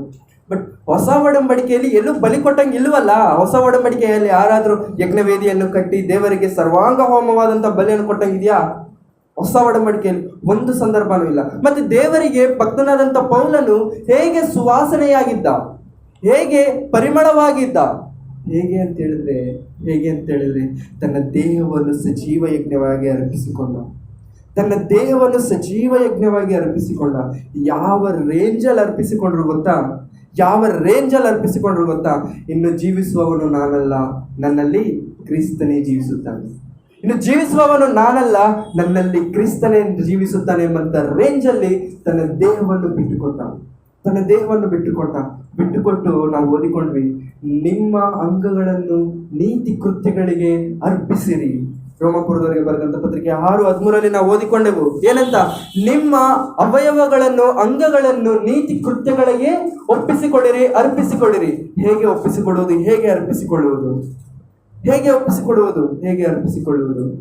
ಅರ್ಪಿಸಿಕೊಳ್ಳುವುದು? ಭಕ್ತನಾದಂಥ ಪೌಲನು ಯೇಸು ಕ್ರಿಸ್ತನನ್ನು ಭಕ್ತನಾದಂಥ ಪೌಲನಿಗಿದ್ದಂಥ ಮೊದಲನೇ ಹೆಸರೇನು ಗೊತ್ತಾ? ಸೌಲನಾಗಿದ್ದಂಥ ಸೌಲನು ಪೌಲನಾಗಿ ಚೇಂಜ್ ಆಗೋದಕ್ಕೆ ಒಂದೇ ಒಂದು ಇನ್ಸಿಡೆಂಟ್ ನಡೀತು. ಏನೋ ಗೊತ್ತಾ? ಸೌಲನಾಗಿದ್ದಾಗ ಕ್ರಿಶ್ಚಿಯನ್ಸ್ ಅಂದ್ರೆ ತುಂಬಾ ಅಸಹ್ಯ, ಕ್ರಿಶ್ಚಿಯನ್ಸ್ ಕಾಣಿಸಿದ್ರೆ ಕೊಳ್ಳುತ್ತಿದ್ದಂಥ ಒಂದು ಮಹಾ ಕ್ರೂರನು. ಒಂದು ಮಾತನ್ನು ಹೇಳ್ಬೇಕಂತ ಹೇಳಿದ್ರೆ, rowdy sheeter, one of the famous rowdy sheeter. ಯಾರಾದ್ರೂ ಕ್ರಿಶ್ಚಿಯನ್ಸ್ ಎಲ್ಲಾದ್ರೂ ಪ್ರೇಯರ್ ಆಗ್ತಿದ್ಯಾ ಆದ್ರೆ ಸಡನ್ ಆಗಿ ಕಾಲ್ ಬರ್ತಿತ್ತು ಸೌಲನ್ಗೆ, ಸೌಲ್ ಎಲ್ಲಿದ್ಯಪ್ಪ, ಬಾ, ಇಲ್ಲಿ ಎಲ್ಲರೂ ಕ್ರಿಶ್ಚಿಯನ್ಸ್ ಎಲ್ಲರೂ ಪ್ರೇಯರ್ ಮಾಡ್ತಿದ್ದಾರೆ, ಓಡಿಸ್ಕೊಂಡೋಗಿ ಏನ್ ಮಾಡ್ತಿದ್ದ ಗೊತ್ತಾ? ಜೈಲಲ್ಲಿ ಆಗ್ತಿದ್ದ. ಅಷ್ಟು ಕೋಪ ಕ್ರಿಶ್ಚಿಯನ್ಸ್ ಅಂತ ಹೇಳಿದ್ರೆ. ಅಷ್ಟು ಕೋಪ ಉಳ್ಳಂತ ಮನುಷ್ಯನಿಗೆ ಒಂದು ದಿವಸ ಬಂತು, ಕ್ರೈಸ್ತರನ್ನು ಹಿಡಿದುಕೊಳ್ಳಬೇಕೆಂಬಂತ ಉದ್ದೇಶದಿಂದ ಗವರ್ಮೆಂಟ್ ಆರ್ಡರ್ ಭಕ್ತನಾದಂಥ ಪೌಲನು ಹೋದ ಸಿಟಿ ಆಫ್ ಡೆಮಸ್ಕಸ್. ದಮಸ್ಕ ಪಟ್ಟಣಕ್ಕೆ ಹೋಗ್ತಿರುವಂತ ಸಮಯದಲ್ಲಿ ಕುದುರೆಗಳ ಮೇಲೆ ಹಿಂದೆ ಎಷ್ಟೋ ಜನ ಹೋಗ್ತಿದ್ದಾನೆ. ಮಧ್ಯದ ದಾರಿಯಲ್ಲಿ ಯೇಸು ಕ್ರಿಸ್ತನು ಕಾಣಿಸಿಕೊಂಡ. ಕೂಡಲೇ ಅವನ ಕಣ್ಣುಗಳೆಲ್ಲ ಮೊಬ್ಬಾಯಿತು. ಅವಾಗ ಕೇಳ್ತಾನೆ, ಯಾರು ನೀನು? ಭಕ್ತನಾದಂಥ ಸೌಲನ್ ಕೇಳ್ತಿದ್ದಾನೆ, ಯಾರು ನೀನು? ನನ್ಗೆ ಅಡ್ಡ ಬರ್ತಿದ್ಯಾ, ಯಾರು ನೀನು ಅಂತ ಕೇಳಿದಾಗ ಅವಾಗ ಹೇಳ್ತಾರೆ ಯೇಸು ಸ್ವಾಮಿ, ನಾನು ನೀನು ಹಿಂಸಿಸುವಂತ ಕ್ರಿಸ್ತನು. ಅಷ್ಟೇ ಅಷ್ಟೇ. ನಾನು ಯಾರು ಅಲ್ಲ, ನೀನು ಹಿಂಸೆ ಮಾಡುತ್ತಿದ್ಯಲ್ಲ ಆ ಕ್ರಿಸ್ತನು ನಾನೇ. ಆ ಒಂದೇ ಒಂದು ಸಂಘಟನೆ ಪೌಲನ ಜೀವನವನ್ನು ಚೇಂಜ್ ಮಾಡಿತು. ಸೌಲನಾಗಿದ್ದಂಥವನು ಪೌಲನಾಗಿ ಚೇಂಜ್ ಮಾಡ್ದ. ಯಾವ ರೇಂಜಲ್ಲಿ ಬಾಳಿದಾನೆ ಗೊತ್ತಾಗಿದೆ. ಸಾಯಿಸೋದಕ್ಕೆ ಹೆಜ್ಜೆ ಹಾಕುತ್ತಿರುವಂತ ಕಾಲು ಸಾಯೋದಕ್ಕೆ ಹೆಜ್ಜೆ ಆಗ್ತಿದೆ. ಯಾರಿಗೂ ಗೊತ್ತಾ? ಒಂದು ಕಾಲದಲ್ಲಿ ಹಿಂಸೆ ಕೊಟ್ಟಂತ ಕ್ರಿಸ್ತನಿಗೋಸ್ಕರನೇ, ಒಂದು ಕಾಲದಲ್ಲಿ ಕಷ್ಟ ಕೊಟ್ಟಿರುವಂತ ಕ್ರಿಸ್ತನಿಗೋಸ್ಕರನೇ. ಆ ರೇಂಜಲ್ಲಿ ಕ್ರಿಸ್ತನು ಪೌಲನನ್ನ ಚೇಂಜ್ ಮಾಡಿದಾಗ ಒಂದೇ ಒಂದು ಸಂಘಟನೆ, ಒಂದೇ ಒಂದು ದೇವರ ಮಾತು, ಒಂದೇ ಒಂದು. ಇವತ್ತು ನಾನು ನಿಮಗೆ ಪ್ರಶ್ನೆ ಆಗ್ತಿದ್ದೀನಿ, ಇಷ್ಟು ವರ್ಷ ಎಷ್ಟು ಸಾರಿ ನಾವು ದೇವರ ವಾಕ್ಯವನ್ನು ಕೇಳಿದ್ದೇವೆ, ಎಷ್ಟು ಸಾರಿ ಅದು ನಮ್ಮ ಹೃದಯಗಳಿಗೆ ಒಪ್ಪಿಟ್ಟು ಚುಚ್ಚಿರಲ್ಲ, ಇದು ನಿನಗಾಗಿಯೇ, ಇದು ನಿನಗೋಸ್ಕರನೇ ಈ ಮಾತು ಅಂತ. ಆದರೆ ನಾವು ಚೇಂಜ್ ಆಗಿದ್ದೀವ? ನಾವು ಚೇಂಜ್ ಆಗಿದ್ದೀವ? ಭಕ್ತನಾದಂಥ ಸೌಲನಲ್ಲಿ ಒಂದೇ ನೋಡ್ದ, ಏನ್ ಇವನು, ನಾನಂದ್ರೆ ಅಷ್ಟು ಅಸಹ್ಯ ಪಡ್ತಿದ್ದಾನೆ, ನನ್ನನ್ನು ಯಾರಾದ್ರೂ ಪ್ರೀತಿ ಮಾಡ್ತಿದ್ರೆ ಅವನ್ನ ಸಾಯಿಸೋದಕ್ಕೂ ಹಿಂಜಾರ್ತಿಲ್ಲ ಈ ಸೌಲನು. ಇವನ್ನ ಒಂದು ಸತಿ ನನ್ನ ಕಡೆ ತಿರುಗಿಸ್ಕೊಬಿಟ್ರೆ ಇವನ್ನ ಅಡ್ಡಿ ಮಾಡೋರು ಯಾರೂ ಇರೋದಿಲ್ಲ ಅಂತ ಆಲೋಚನೆ ದೇವರಿಗೆ ಬಂತು. ಸೌಲನೇ, ನಾನು ನೀನು ಹಿಂಸೆ ಮಾಡುತ್ತಿರುವಂತ ಕ್ರಿಸ್ತನ. ಅಷ್ಟೇ, ಆ ಒಂದೇ ಒಂದು ಮಾತು ಸೌಲನ ಜೀವಿತವನ್ನು ಪೌಲನನ್ನಾಗಿ ಚೇಂಜ್ ಮಾಡ್ದ.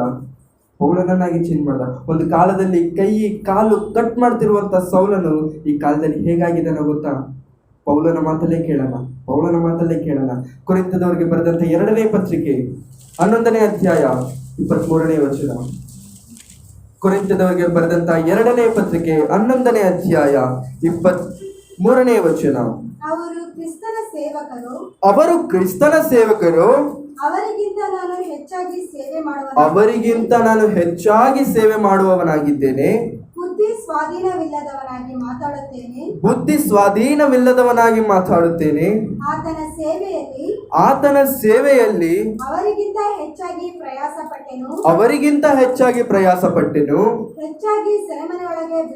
ಓಕೆ, ಇಲ್ಲಿಂದ ಸ್ಟಾರ್ಟ್ ಆಗ್ತಿದೆ ಪೌಲನು ಪಟ್ಟಿರುವಂತ ಒಂದೊಂದು ಶ್ರಮೆ. ಹೇಳ್ತಿದ್ದಾರೆ ನೋಡಿ, ಹೆಚ್ಚಾಗಿ ಸೆರೆಮನೆಗಳಲ್ಲಿ ನಾನು ಬಿದ್ದೆನು, ಮಿತಿಮೀರಿ ಪೆಟ್ಟುಗಳನ್ನು ತಿಂದೆನು, ಅನೇಕ ಸಾರಿ ಮರಣದ ಭಯದೊಳಗೆ ಸಿಕ್ಕಿಕೊಂಡೆನು. 5 ಸಾರಿ ಯಹೂದ್ಯರಿಂದ ನನಗೆ 1 ಕಡಿಮೆ 40 ಏಟುಗಳು ಬಿದ್ದವು.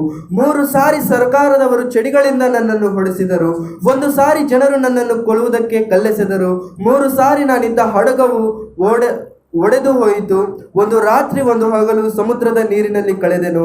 ಆತನ ಸೇವೆಯಲ್ಲಿ ಎಷ್ಟೋ ಪ್ರಯಾಣಗಳನ್ನು ಮಾಡಿದೆನು. ನದಿಗಳ ಅಪಾಯಗಳಲ್ಲೂ ಕಲ್ಲರ ಅಪಾಯಗಳಲ್ಲೂ, ಸ್ವಂತ ಜನರಿಂದ ಅಪಾಯಗಳು, ಅನ್ಯ ಜನರಿಂದ ಅಪಾಯಗಳು, ಪಟ್ಟಣದಲ್ಲಿ ಅಪಾಯಗಳು, ಕಾಡಿನಲ್ಲಿ ಅಪಾಯಗಳು, ಸಮುದ್ರದಲ್ಲಿ ಅಪಾಯಗಳು, ಸುಳ್ಳು ಸಹೋದರರೊಳಗೆ ಇರುವಾಗ ಅಪಾಯಗಳು ನನಗೆ ಸಂಭವಿಸಿದವು. ಪ್ರಯಾಸ ಪರಿಶ್ರಮಗಳಿಂದ ಕೆಲಸ ನಡೆಸಿದ ಅನೇಕ ಸಾರಿ ನಿದ್ದೆಗೆಟ್ಟು ಹಸಿವೆ ಬಾಯಾರಿಕೆಗಳನ್ನು ಪಟ್ಟು ಅನೇಕ ಸಾರಿ ಉಪವಾಸವಾಗಿಯೂ ಚಳಿಯಲ್ಲಿಯೂ ವಸ್ತ್ರವಿಲ್ಲದೆಯೂ ಇದ್ದು ಆತನನ್ನು ಸೇವಿಸಿದೆನು. ಇನ್ನೂ ಬೇರೆ ಸಂಗತಿಗಳಲ್ಲದೆ ಎಲ್ಲಾ ಸಭೆಗಳ ವಿಷಯವಾದ ಚಿಂತೆಯು ದಿನ ದಿನ ನನ್ನನ್ನು ಪೀಡಿಸುತ್ತದೆ. ಪೌಲನು ತನ್ನ ಜೀವಿತದಲ್ಲಿ ಪಟ್ಟಿರುವಂತ ಕಷ್ಟ ಹೇಗೆ ಅಂತ ಹೇಳಿದ್ರೆ, ನನಗೆ ವಸ್ತ್ರ ಇರಲಿಲ್ಲ, ಹಸಿವೆಯಾಗಿದ್ದೆ, ನಾನು ಪ್ರಯಾಣ ಮಾಡುತ್ತಿರುವಂತ ಒಂದು ಹಡಗು ಒಡೆದೋಯ್ತು, 1 ರಾತ್ರಿ 1 ಹಗಲು ನಾನು ಒಂದು ಸಮುದ್ರದಲ್ಲಿ ಕಳೆದೆನು. ಅವ್ರು ಹೇಳ್ತಿರುವಂತ ಲಿಸ್ಟ್ ನೀವು ಮತ್ತೊಂದ್ಸತಿ ಮನೆಗೆ ಹೋದ್ಮೇಲೆ ಓದಿ. ಪೌಲನೇ, ಇಷ್ಟು ಕಷ್ಟಪಟ್ಟಿದ್ಯಾ ನೀನು? ನಾವೇನೋ ಪೌಲನಂದ್ರೆ ಏನೋ ಒಂದು ಭಕ್ತ ಅನ್ಕೊಂಡಿದ್ದೀವಿ, ಇಷ್ಟು ಮಾಡಿದ್ಯಪ್ಪ ಪೌಲ ನೀನು. ಹ್ಯಾಟ್ಸ್ ಆಫ್ ನಿನಗೆ. ಭಕ್ತನಾದಂಥ ಪೌಲನು ಇವಾಗ ನಾವು ಕೊರಿಂಥದವರಿಗೆ ಬರೆದಂಥ 2ನೇ ಪತ್ರಿಕೆ 2:15 ಬರೋಣ. ಪರಿಮಳವಾಗಿದ್ದೇವೆ. ಒಂದ್ಸತಿ ಓದಿಕೊಳ್ಳೋಣ. ಕೊರಿಂಥದವರಿಗೆ ಇದನ್ನ ಮುಚ್ಚಬೇಡಿ. ಕೊರಿಂಥದವರಿಗೆ ಬರೆದಂಥ 2ನೇ ಪತ್ರಿಕೆ 2ನೇ ಅಧ್ಯಾಯ 15ನೇ ವಚನ ಓಪನ್ ಮಾಡಿ. ರಕ್ಷಣಾ ಮಾರ್ಗದಲ್ಲಿರುವವರಲ್ಲಿಯೂ ನಾಶನಾ ಮಾರ್ಗದಲ್ಲಿರುವವರಲ್ಲಿಯೂ ನಾವು ದೇವರ ಮುಂದೆ ಕ್ರಿಸ್ತನ ಪರಿಮಳವಾಗಿದ್ದೇವೆ. ನಾವು ದೇವರ ಮುಂದೆ ಕ್ರಿಸ್ತನ ಪರಿಮಳವಾಗಿದ್ದೇವೆ. ಹೇಗೋ ಗೊತ್ತಾ? ನನ್ನ ಶರೀರವನ್ನು ಜಜ್ಜಿಕೊಳ್ಳುತ್ತಾ ಸಜೀವ ಯಜ್ಞವಾಗಿ ದೇವರಿಗೆ ಅರ್ಪಿಸಿಕೊಂಡೆನು. ಹೇಗಪ್ಪ ಅರ್ಪಿಸಿಕೊಂಡೆ? ನಿಮ್ಮೆಲ್ಲರಿಗೂ ಅರ್ಥ ಆಗ್ಬೇಕಂತ ಹೇಳಿದ್ರೆ ನಾನು ಚಿಕ್ಕ ಎಕ್ಸಾಂಪಲ್ ಕೊಡೋದಕ್ಕೆ ಇಷ್ಟಪಡ್ತೀನಿ. ಫಿಶ್ ಮಾರ್ಕೆಟ್ಗೆ ಹೋಗ್ತೀವಿ, ಸಂಡೇನೇ ಅನ್ಕೊಳ್ಳಿ, ಸಂಡೇ ನಾನ್ ವೆಜ್ ತಿನ್ನಬೇಕು ಎಲ್ಲರಿಗೂ ನೋಡಿ. ಸೊ ನಾನ್ ವೆಜ್ ಫಿಶ್ ಮಾರ್ಕೆಟ್ಗೆ ಹೋದ್ವಿ, ಫಿಶ್ ತಿನ್ಬೇಕು ಅನಿಸ್ತು. ಒಂದು ಒಳ್ಳೆ ಕಾಸ್ಟ್ಲಿ ಫಿಶ್ ತೊಗೊಂಡ್ವಿ ಮನೆಗೆ ತಂದು ಕೊಟ್ವಿ. ಚೆನ್ನಾಗಿ ಕ್ಲೀನ್ ಮಾಡಿದ್ದಾರೆ. ಚೆನ್ನಾಗಿ ಕ್ಲೀನ್ ಮಾಡಿದ್ಮೇಲೆ ಅದನ್ನು ಕುಯ್ತಾರೆ, ಕಟ್ ಮಾಡ್ತಾರೆ, ಮಸಾಲ ಮಿಕ್ಸ್ ಮಾಡಿ ಎಲ್ಲ ಪೀಸ್ಗಳಿಗೆ ಅಂಟೋ ಥರ ಮಸಾಲ ಅಪ್ಲೈ ಮಾಡಿದ್ಮೇಲೆ ಸ್ವಲ್ಪ ಹೊತ್ತು ನೆನೆಸಿದ್ಮೇಲೆ ಅವಾಗಿರುತ್ತೆ ಅದಕ್ಕೆ. ಅದ್ರವರೆಗೂ ನಮಗೆ ಸ್ಮೆಲ್ ಬರೋದಿಲ್ಲ. ಆವಾಗ ಫಿಶ್ನ ತೊಗೊಂಡೋಗ್ಬಿಟ್ಟು ಆ ಪ್ಯಾನ್ ಮೇಲೆ ಹಾಕ್ತಾರೆ, ಸ್ವಲ್ಪ ಎಣ್ಣೆ ಹಾಕ್ಬಿಟ್ಟು ಪ್ಯಾನ್ ಮೇಲೆ ಹಾಕಿ ಈ ಕಡೆಯಿಂದ ಆ ಕಡೆಗೆ, ಆ ಕಡೆಯಿಂದ ಈ ಕಡೆಗೆ, ಈ ಕಡೆಯಿಂದ ಆ ಕಡೆಗೆ, ಆ ಕಡೆಯಿಂದ ಈ ಕಡೆಗೆ ತಿರುಗಿಸ್ತಿರ್ಬೇಕಾದ್ರೆ ಆವಾಗ ನಮಗೆ ಬರುತ್ತೆ ಸ್ಮೆಲ್ಲು. ನಮ್ಮ ಮನೆಯಿಂದ ಒಂದು 10 ಮನೆ ದೂರವರೆಗೂ ಸ್ಮೆಲ್ ಬರ್ತಿರುತ್ತೆ. ಏನದು? Fish fry. ಎಷ್ಟು ಫ್ರೈ ಮಾಡ್ತಿದ್ರೆ ಅಷ್ಟು ಟೇಸ್ಟು. ಆ ಸ್ಮೆಲ್ಲಲ್ಲೇ ನಮಗೆ ಗೊತ್ತಾಗುತ್ತೆ ಎಷ್ಟು ಟೇಸ್ಟ್ ಇದೆ ಅಂತ. ಆ ವೇಟ್ ಗೊತ್ತಾಗುತ್ತೆ ನಮಗೆ. ಏನು ಮಾಡ್ತಿರ್ತೀವಿ, ಯಾವಾಗ ಪ್ಯಾನಿಂದ ಕೆಳಗಿಳಿಯುತ್ತಾ ನಾನು ಅದ್ರ ಕತೆ ನೋಡಬೇಕು, ಅದು ಪ್ಯಾನಿಂದ ಕೆಳಗಿಳಿಬೇಕು, ನಾನು ಅದ್ರ ಕತೆ ನೋಡಬೇಕು. ಸೊ ಫಿಶ್ ಫ್ರೈಯಲ್ಲಿ ನಮಗೆ ಗೊತ್ತಾಗೋದೇನು ಗೊತ್ತಾ? ಅದನ್ನ ಫ್ರೈ ಮಾಡಿದಷ್ಟು ಟೇಸ್ಟ್ ಬರ್ತಿರುತ್ತೆ. ಅದಕ್ಕೆ ಏನಾಗ್ತಿರುತ್ತೆ? ಫ್ರೈ ಮಾಡಿದಷ್ಟು ಟೇಸ್ಟ್ ಬರ್ತಿರುತ್ತೆ. ಇವಾಗ ಪೌಲನ ಎಲ್ಲಿದ್ದಾನೆ ಗೊತ್ತಾ? ಪೌಲನ್ನ ನಾವು ಫಿಶ್ ಪ್ಲೇಸಲ್ಲಿ ಇಡೋಣ. ಈ ಲೋಕವನ್ನು ನಾವು ಪ್ಯಾನ್ ಅನ್ಕೊಳ್ಳೋಣ, ಹೊಳೆಯಲ್ಲಿ ಉಡ್ತಿರುವಂಥ ಪ್ಯಾನ್. ಇವಾಗ ಫಿಶ್ಗೆ ಒಳ್ಳೆ ಮಸಾಲ ಹಾಕಿದ್ದಾನೆ ಯೇಸು ಕ್ರಿಸ್ತನು. ಸರಿಯಾಗಿ ಅದ್ರ ಒಳಗಡೆ ಎಲ್ಲ ಚೊಚ್ಕೊಬಿಟ್ಟಿದೆ. ಇವಾಗ ಪ್ಯಾನ್ ಮೇಲೆ ಇಡ್ತಿದ್ದಾನೆ. ಸುಡ್ತಿರುತ್ತೆ, ಕುದೀತಿರುತ್ತೆ. ಅವಾಗ ಪೌಲನ್ ಅನ್ಕೋತಾನೆ, ಸ್ವಾಮಿ ನನಗೆ ಕುದೀತಿದೆ, ಉರಿತಿದೆ, ನನಗಾಗಲ್ಲ, ನಾನು ಪ್ಯಾನಿಂದ ಕೆಳಗಿಳಿತೀನಿ, ನನಗಾಗಲ್ಲ ಅಂತ ಹೇಳ್ಬೋದು ತಾನೆ. ಹೇಳಿಲ್ಲ. ಒಂದು ಕಡೆ ಸುಟ್ಟೋಯ್ತು, ಈಗ ನೆಕ್ಸ್ಟ್ ಕಡೆ ತಿರುಗಿಸ್ದ. ಇನ್ನೊಂದು ಕಡೆ ಸುಡ್ತಿದೆ, ಸ್ವಾಮಿ ಅರ್ಧ ಸುಟ್ಟಿದೆಯಲ್ಲ, ಇನ್ನೇನಕ್ಕಪ್ಪ ಇನ್ನೊಂದು ಅರ್ಧ ಬಿಡ್ಬೋದಲ್ಲ ನನಗೋಸ್ಕರ. ಇಲ್ಲ, ನೀನು ಸುವಾಸನೆಯಾಗಿ ಮಾರ್ಪಡಬೇಕೆಂದ್ರೆ ಅರ್ಧ ಆಗೋದಿಲ್ಲಪ್ಪ, ಪೂರ್ತಿ ಸುಡಬೇಕು. ಆಯ್ತು, ಇನ್ನೊಂದು ಕಡೆ ಸುಟ್ಟಿದೆಯಲ್ಲ, ಇನ್ನು ಬಿಟ್ಬಿಡು ಅಂತೇಳಿ ಮತ್ತೆ ತಿರುಗಿಸ್ತಾರೆ ಅದನ್ನ. ಮತ್ತೆ ಎಷ್ಟು ಸದ್ಯಪ್ಪ ತಿರುಗಿಸ್ತೀಯಾ? ನೀನು ಒಳ್ಳೆ ಸ್ಮೆಲ್ ಬರೋವರೆಗೂ ನಾನು ತಿರುಗಿಸ್ತಿರ್ತೀನಿ. ಲೋಕದಲ್ಲಿದ್ದಂಥ ನಾವುಗಳು ಅಂಥ ರೀತಿಯಲ್ಲಿ ಇರಬೇಕು ಗೊತ್ತಾ? ನಾವು ನಮ್ಮ ದೇಹಗಳನ್ನು ನಮಗಾಗಿ ಅಂತ ನಾವು ಅನ್ಕೊಳ್ಬಾರ್ದು. ಭಕ್ತನಾದಂಥ ಪೌಲನು ಯಾಕೆ ಅಷ್ಟೊಂದು ಕಷ್ಟಪಟ್ಟ? ಹುಚ್ಚನ ಪೌಲನು. ನಾವು ಅನ್ಕೋತೀವಿ, ಯಾರಾದರೂ ಪಾಂಪ್ಲೆಟ್ಸ್ ಹಚ್ತಿದ್ರೆ, ಇಲ್ಲಾಂತಂದ್ರೆ ಯಾರಾದರೂ ಯೇಸು ಕ್ರಿಸ್ತನ ಬಗ್ಗೆ ಪಾಂಪ್ಲೆಟ್ಸ್ ಆಗಲಿಲ್ಲ ಅಂತಂದ್ರೆ ಮೈಗೆ ಹಿಡ್ಕೊಂಡು ದೇವ್ರು ಹಾಕಿ ಹೇಳ್ತಿದ್ರೆ ರೋಡ್ ಮೇಲೆ, ಅವ್ರನ್ನೇನೆ ನಾವು ಲೋಕದಲ್ಲಿ ಇದ್ದಂಥವ್ರು ಏನಂತಾರೆ ಗೊತ್ತಾ? ನಾವೂ ಸಹ ಕೆಲವು ಸರಿ ಇವ್ನಿಗೆ ಹುಚ್ಚಿಡಿದಿದೆ, ಏನಾಗಿದೆ ಇವನಿಗೆ? ಹುಚ್ಚಿಡ್ದಿದೆ. ನಿಜ, ಅವನು ಹುಚ್ಚನೇ, ಕ್ರಿಸ್ತನಿಗಾಗಿ ಹುಚ್ಚನಾದ. ಭಕ್ತನಾದಂಥ ಪೌಲನು ಕ್ರಿಸ್ತನಿಗಾಗಿ ಹುಚ್ಚನಾದ. ಹೇಗೋ ಗೊತ್ತಾ? ನಾನು ನನ್ನವನಲ್ಲ, ನನ್ನನ್ನು ಪರಿಶುದ್ಧನಾಗಿ ಮಾಡಿದಂಥ ಕ್ರಿಸ್ತನಿಗೋಸ್ಕರ ನಾನು ಬಾಳ್ತೀನಿ ಅಂತ ಹೇಳ್ಬಿಟ್ಟು ಶರೀರವನ್ನು ಸಜೀವ ಯಜ್ಞವಾಗಿ ಅರ್ಪಿಸಿಕೊಂಡ. ಪೌಲನು ಲೋಕದಲ್ಲಿ ಚೆನ್ನಾಗಿ ಫ್ರೈ ಆದ. ಈ ಕೈ ನನಗೋಸ್ಕರ ಅಲ್ಲ, ಈ ಕಾಲು ನನಗೋಸ್ಕರ ಅಲ್ಲ, ಈ ದೇಹವೇ ನನ್ನದಲ್ಲ, ಈ ದೇಹವೇ ನನ್ನದೇ ಅಲ್ಲದಾಗಿರುವಂಥ ಈ ದೇಹಕ್ಕೋಸ್ಕರ ಯಾಕೆ ಇಷ್ಟೊಂದು ಕಷ್ಟಪಡಬೇಕು? ನನ್ನ ಕ್ರಿಸ್ತನಿಗೋಸ್ಕರ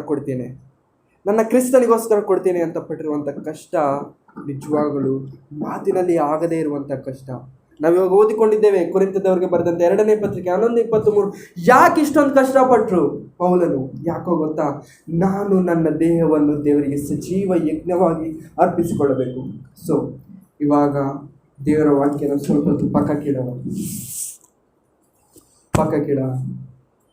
ನಮ್ಮ ಮಾತು ನಾವು ಮಾತಾಡ್ಕೊಳ್ಳೋಣ. ಯಾವಾಗಾದರೂ ಪರ್ಸ್ನಲಾಗಿ ಮಾತಾಡ್ಕೊಂಡ್ರೆ ನಮ್ಮ ಮಾತು ಅಂದ್ರಲ್ಲಿ ಮಾತಾಡ್ಕೊಳ್ಳೋಣ. ಇವತ್ತು ನಮ್ಮ ಮಾತು ಮಾತಾಡ್ಕೊಳ್ಳೋಣ. ನಾವು ಎಷ್ಟರವರೆಗೆ ದೇವರಿಗೋಸ್ಕರ ನಮ್ಮ ಶರೀರವನ್ನು ಕೊಟ್ಟಿದ್ದೇವೆ? ಎಷ್ಟರವರೆಗೆ ನಾವು ನಮ್ಮ ದೇಹವನ್ನು ದೇವರಿಗೋಸ್ಕರ ಕೊಟ್ಟಿದ್ದೇವೆ? ಪ್ರಶ್ನೆ. ಪೌಲನ ಅದೇ ಪ್ರಶ್ನೆ ಹಾಕೊಂಡ. ಏನಪ್ಪ ಇದೆಲ್ಲ? ನನ್ನ ದೇಹ ನನ್ನದಲ್ವಾ ಅನ್ನೋ ಸತ್ಯ ಪೌಲನಿಗೆ ಗೊತ್ತಾಯಿತು. ನನ್ನದಲ್ಲದೇ ಆಗಿರುವಂಥ ಈ ದೇಹಕ್ಕೋಸ್ಕರ ಯಾಕಪ್ಪ ಇಷ್ಟು ಕಷ್ಟಪಡ್ತೀನಿ? ಬಿಟ್ಟು ಹೋಗುತ್ತಿರುವಂಥ ಈ ದೇಹವನ್ನು ನಿನಗೇ ಕೊಟ್ಬಿಡ್ತೀನಪ್ಪ ಅಂತ ಹೇಳ್ಬಿಟ್ಟು ಕೊಟ್ಟ. ದೇವರಿಗೆ ಯಾವ ರೇಂಜಲ್ಲಿ ಕೊಟ್ಟ? ಪ್ರಪಂಚದಲ್ಲಿ ಇದ್ದಂಥದ್ದು 7 ಖಂಡಗಳು, 7 continents consist in our world. So ಈ 7 ಖಂಡಗಳಲ್ಲಿ 3 ಖಂಡಗಳಿಗೆ ಸುವಾರ್ತೆ ತಲುಪಿದ್ಯಾ ಪೌಲನಿಂದ? 3 ಖಂಡಗಳಿಗೆ ನಾವು ಈ ಕದರನಹಳ್ಳಿ, ಬನಶಂಕರಿ, ಮೆಜೆಸ್ಟಿಕ್ ಬಿಟ್ಟು ಹೊರಗಡೆ ಹೋಗಿ ಸುವಾರ್ತೆ ಸಾರೋದ ಕಳ್ತೀವಿ. ನಮ್ಮ ಮನೆ ಬಿಟ್ಟು ಪಕ್ಕದ ಮನೆಗೆ ಯಾವತ್ತಾದ್ರೂ ಹೇಳಿದೀವೋ? ಒಂದು ಸತಿನಾದರೂ? ಪೌಲನು ಹೇಳಿದ್ದಾನೆ, 3 ಖಂಡಗಳಿಗೆ ಹೇಳಿದ್ದಾನೆ, ಕ್ರಿಸ್ತನೇ ನಿಜವಾದಂತಹ ದೇವರು. ಏನಾವತ್ತು ಏರೋಪ್ಲೇನ್ಗಳಿದಾವ, ಬೈಕ್ ಇದಾವ, ಕಾರ್ ಇದಾವ? ಏನಿದೆ ಆ ಕಾಲದಲ್ಲಿ? ನಡ್ಕೊಂಡು ಹೋಗೋದು. ನಿನಗೆ ಕಾರ್ ಬೇಕಾ? ಕತ್ತೆ ಹತ್ತು. ನಿನಗೆ ಶಿಪ್ ಬೇಕಾ? 1 ತಿಂಗಳು ಪ್ರಯಾಣ ಮಾಡಿದ್ರೆ ಒಂದು ದೇಶಕ್ಕೆ ಸೇರ್ತೀಯ ನೀನು. ಒಂದು ದೇಶಕ್ಕೆ ಸುವಾರ್ತೆಯನ್ನು ಸಾರುವುದಕ್ಕೆ ಎಷ್ಟು ಕಷ್ಟಪಟ್ಟಿರಬೇಕು ಪೌಲನು. ಆ ಥರ ಸುವಾರ್ತೆ ಸಾರುತ್ತಾ ಸಾರುತ್ತಾ ಸಾರುತ್ತಾ 3 ಖಂಡಗಳು, 3 ಕಾಂಟಿನೆಂಟ್ಸ್. ಮಾತುಗಳಲ್ಲ. ಅದರಲ್ಲಿ ನಮ್ಮ ಖಂಡ ಒಂದು ಆಸಿಯನ್ ಕಾಂಟಿನೆಂಟ್. ನಮ್ಮ ಖಂಡಕ್ಕೂ ಬಂದು ಯೇಸು ಪೌಲನು ಸುವಾರ್ತೆ ಸಾರಿದ್ದಾನೆ. ಇಷ್ಟೊಂದು ಕಷ್ಟ ಯಾಕಪ್ಪ ಪೌಲನೇ ನೀನು ಪಟ್ಟಿದ್ಯಾ ಅಂತ ಹೇಳಿದ್ರೆ, ನೀರಿನ ಮೇಲೆ ಗುಳ್ಳೆಯಾಗಿರುವಂಥ ಈ ಕ್ಷಣಿಕವಾದಂಥ ಈ ಜೀವನ ನನಗೋಸ್ಕರ ನಾನು ಯೂಸ್ ಮಾಡಿಕೊಂಡ್ರೆ ವ್ಯಾಲ್ಯೂ ಇಲ್ಲ. ನಾನು ಸತ್ತ ಮೇಲೂ ನನಗೆ ವ್ಯಾಲ್ಯೂ ಇರಬೇಕಾ? ಈ ದೇಹವನ್ನು ನಾನು ಕ್ರಿಸ್ತನಿಗೋಸ್ಕರ ಕೊಡ್ತೇನೆ. ನಾನು ಫ್ರೈ ಮಾಡ್ಕೋತೇನೆ. ಅದಕ್ಕೆ ಹೇಳ್ತಾನೆ, ನಾನು ಕ್ರಿಸ್ತನ ಸುವಾಸನೆ ಆಗಿದ್ದೇನೆ. ಕ್ರಿಸ್ತನ ಬ್ರ್ಯಾಂಡಲ್ಲಿರುವಂಥ ಸುವಾಸನೆ. ಇವತ್ತು ಒಂದು ಪರ್ಫ್ಯೂಮ್, ಒಂದು scent $400, $200, $1000, $2000.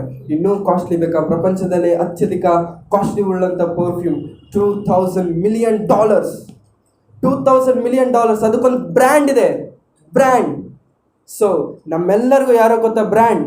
ಕ್ರಿಸ್ತನೆಂಬಂಥ brand. We are the perfumes of God. ನಾವೆಲ್ಲರೂ ಬ್ರ್ಯಾಂಡ್. ಆ ಬ್ರ್ಯಾಂಡ್ ಇಟ್ಕೊಂಡು ಎಲ್ಲರಿಗೂ ಸ್ಪ್ರೇ ಮಾಡಬೇಕು. ಪೌಲನು ಬ್ರ್ಯಾಂಡ್ ಆದ, ಸುವಾಸನೆಯಾದ. ನಾನು ಕ್ರಿಸ್ತನ ಸುವಾಸನೆಯಾಗಿದ್ದೇನೆ. ಯಾಕೋ ಗೊತ್ತಾ? ನನ್ನ ದೇಹನ ಒಪ್ಪಿಸ್ಕೊಟ್ಟಿದ್ದೀನಪ್ಪ. ನನ್ನ ಕೈ ನಂದು ಅಂದ್ಕೊಂಡಿಲ್ಲ, ನನ್ನ ಕಾಲು ನನ್ನದು ಅಂದ್ಕೊಂಡಿಲ್ಲ, ನನ್ನ ದೇಹದಲ್ಲಿ 1 ಇಂಚು ನನ್ನದಂತ ನಾನು ಅಂದ್ಕೊಂಡಿಲ್ಲ. ಇವತ್ತು ನಾವು ದೇವ್ರಿಗೋಸ್ಕರ ಏನು ಕೊಡ್ತಿದ್ದೀವಿ? ದೇವ್ರು ನಮಗೋಸ್ಕರ 24 hours ಕೊಟ್ಟಿದ್ದಾರೆ. 24 hours, 24 ಗಂಟೆಗಳು. ಅದರಲ್ಲಿ 1 hour, just 10 hours, 60 minutes, 60 minutes are we giving for God? ದೇವ್ರಿಗೋಸ್ಕರ ಕೊಡ್ತಿದ್ದೀವ? ನೋಡಿ, ದೇವರಂದಿದ ತಕ್ಷಣ ನಮಗೆ ನೆನಪು ಬರುತ್ತೆ, ಒಂದು ಮಾರ್ಕೆಟ್ ಹೋಗಬೇಕಾದ್ರೆ ನಾವು ಅದು ಬೇಕು, ಇದು 2 kg ಬೇಕು, ಅದು 10 kg ಬೇಕು ಅಂತ ಲಿಸ್ಟ್ ಬರ್ಕೋತೀವಿ. ಈ ಲಿಸ್ಟ್ ನೆನಪು ಬರುತ್ತೆ ನಮಗೆ ದೇವರಂದಿದ ತಕ್ಷಣ. ದೇವರೇ, ನನ್ನ ಜೀವಿತದಲ್ಲಿ ಆ ಕಷ್ಟ ಇದೆ, ಈ ಕಷ್ಟ ಇದೆ, ಆ ನೋವಿದೆ, ಈ ನೋವಿದೆ, ನನ್ನ ಮದುವೆ ಆಗಿಲ್ಲ, ಅದಾಗಿಲ್ಲ, ಇದಾಗಿಲ್ಲ. ಆಯ್ತಪ್ಪ, ನಿನಗೆ ಅದೆಲ್ಲ ಮಾಡ್ತೀನಿ. ನೀನು ನನಗೋಸ್ಕರ ಏನು ಮಾಡ್ತೀಯಾ? ಮದುವೆ ಬೇಕು ಅಂತ ಕೇಳಿದೆಲ್ಲ, ಮದುವೆ ಮಾಡ್ಕೊಟ್ಟಿದ್ದೀನಿ. ನನಗೋಸ್ಕರ ಏನು ಮಾಡ್ತೀಯ? ಮದುವೆ ಮಾಡ್ಕೊಂಡು ನನ್ನನ್ನು ಮರ್ತೇತಾನೆ. ಆದರೆ ಪೌಲನ್ ಏನು ಮಾಡ್ದ ಗೊತ್ತಾ?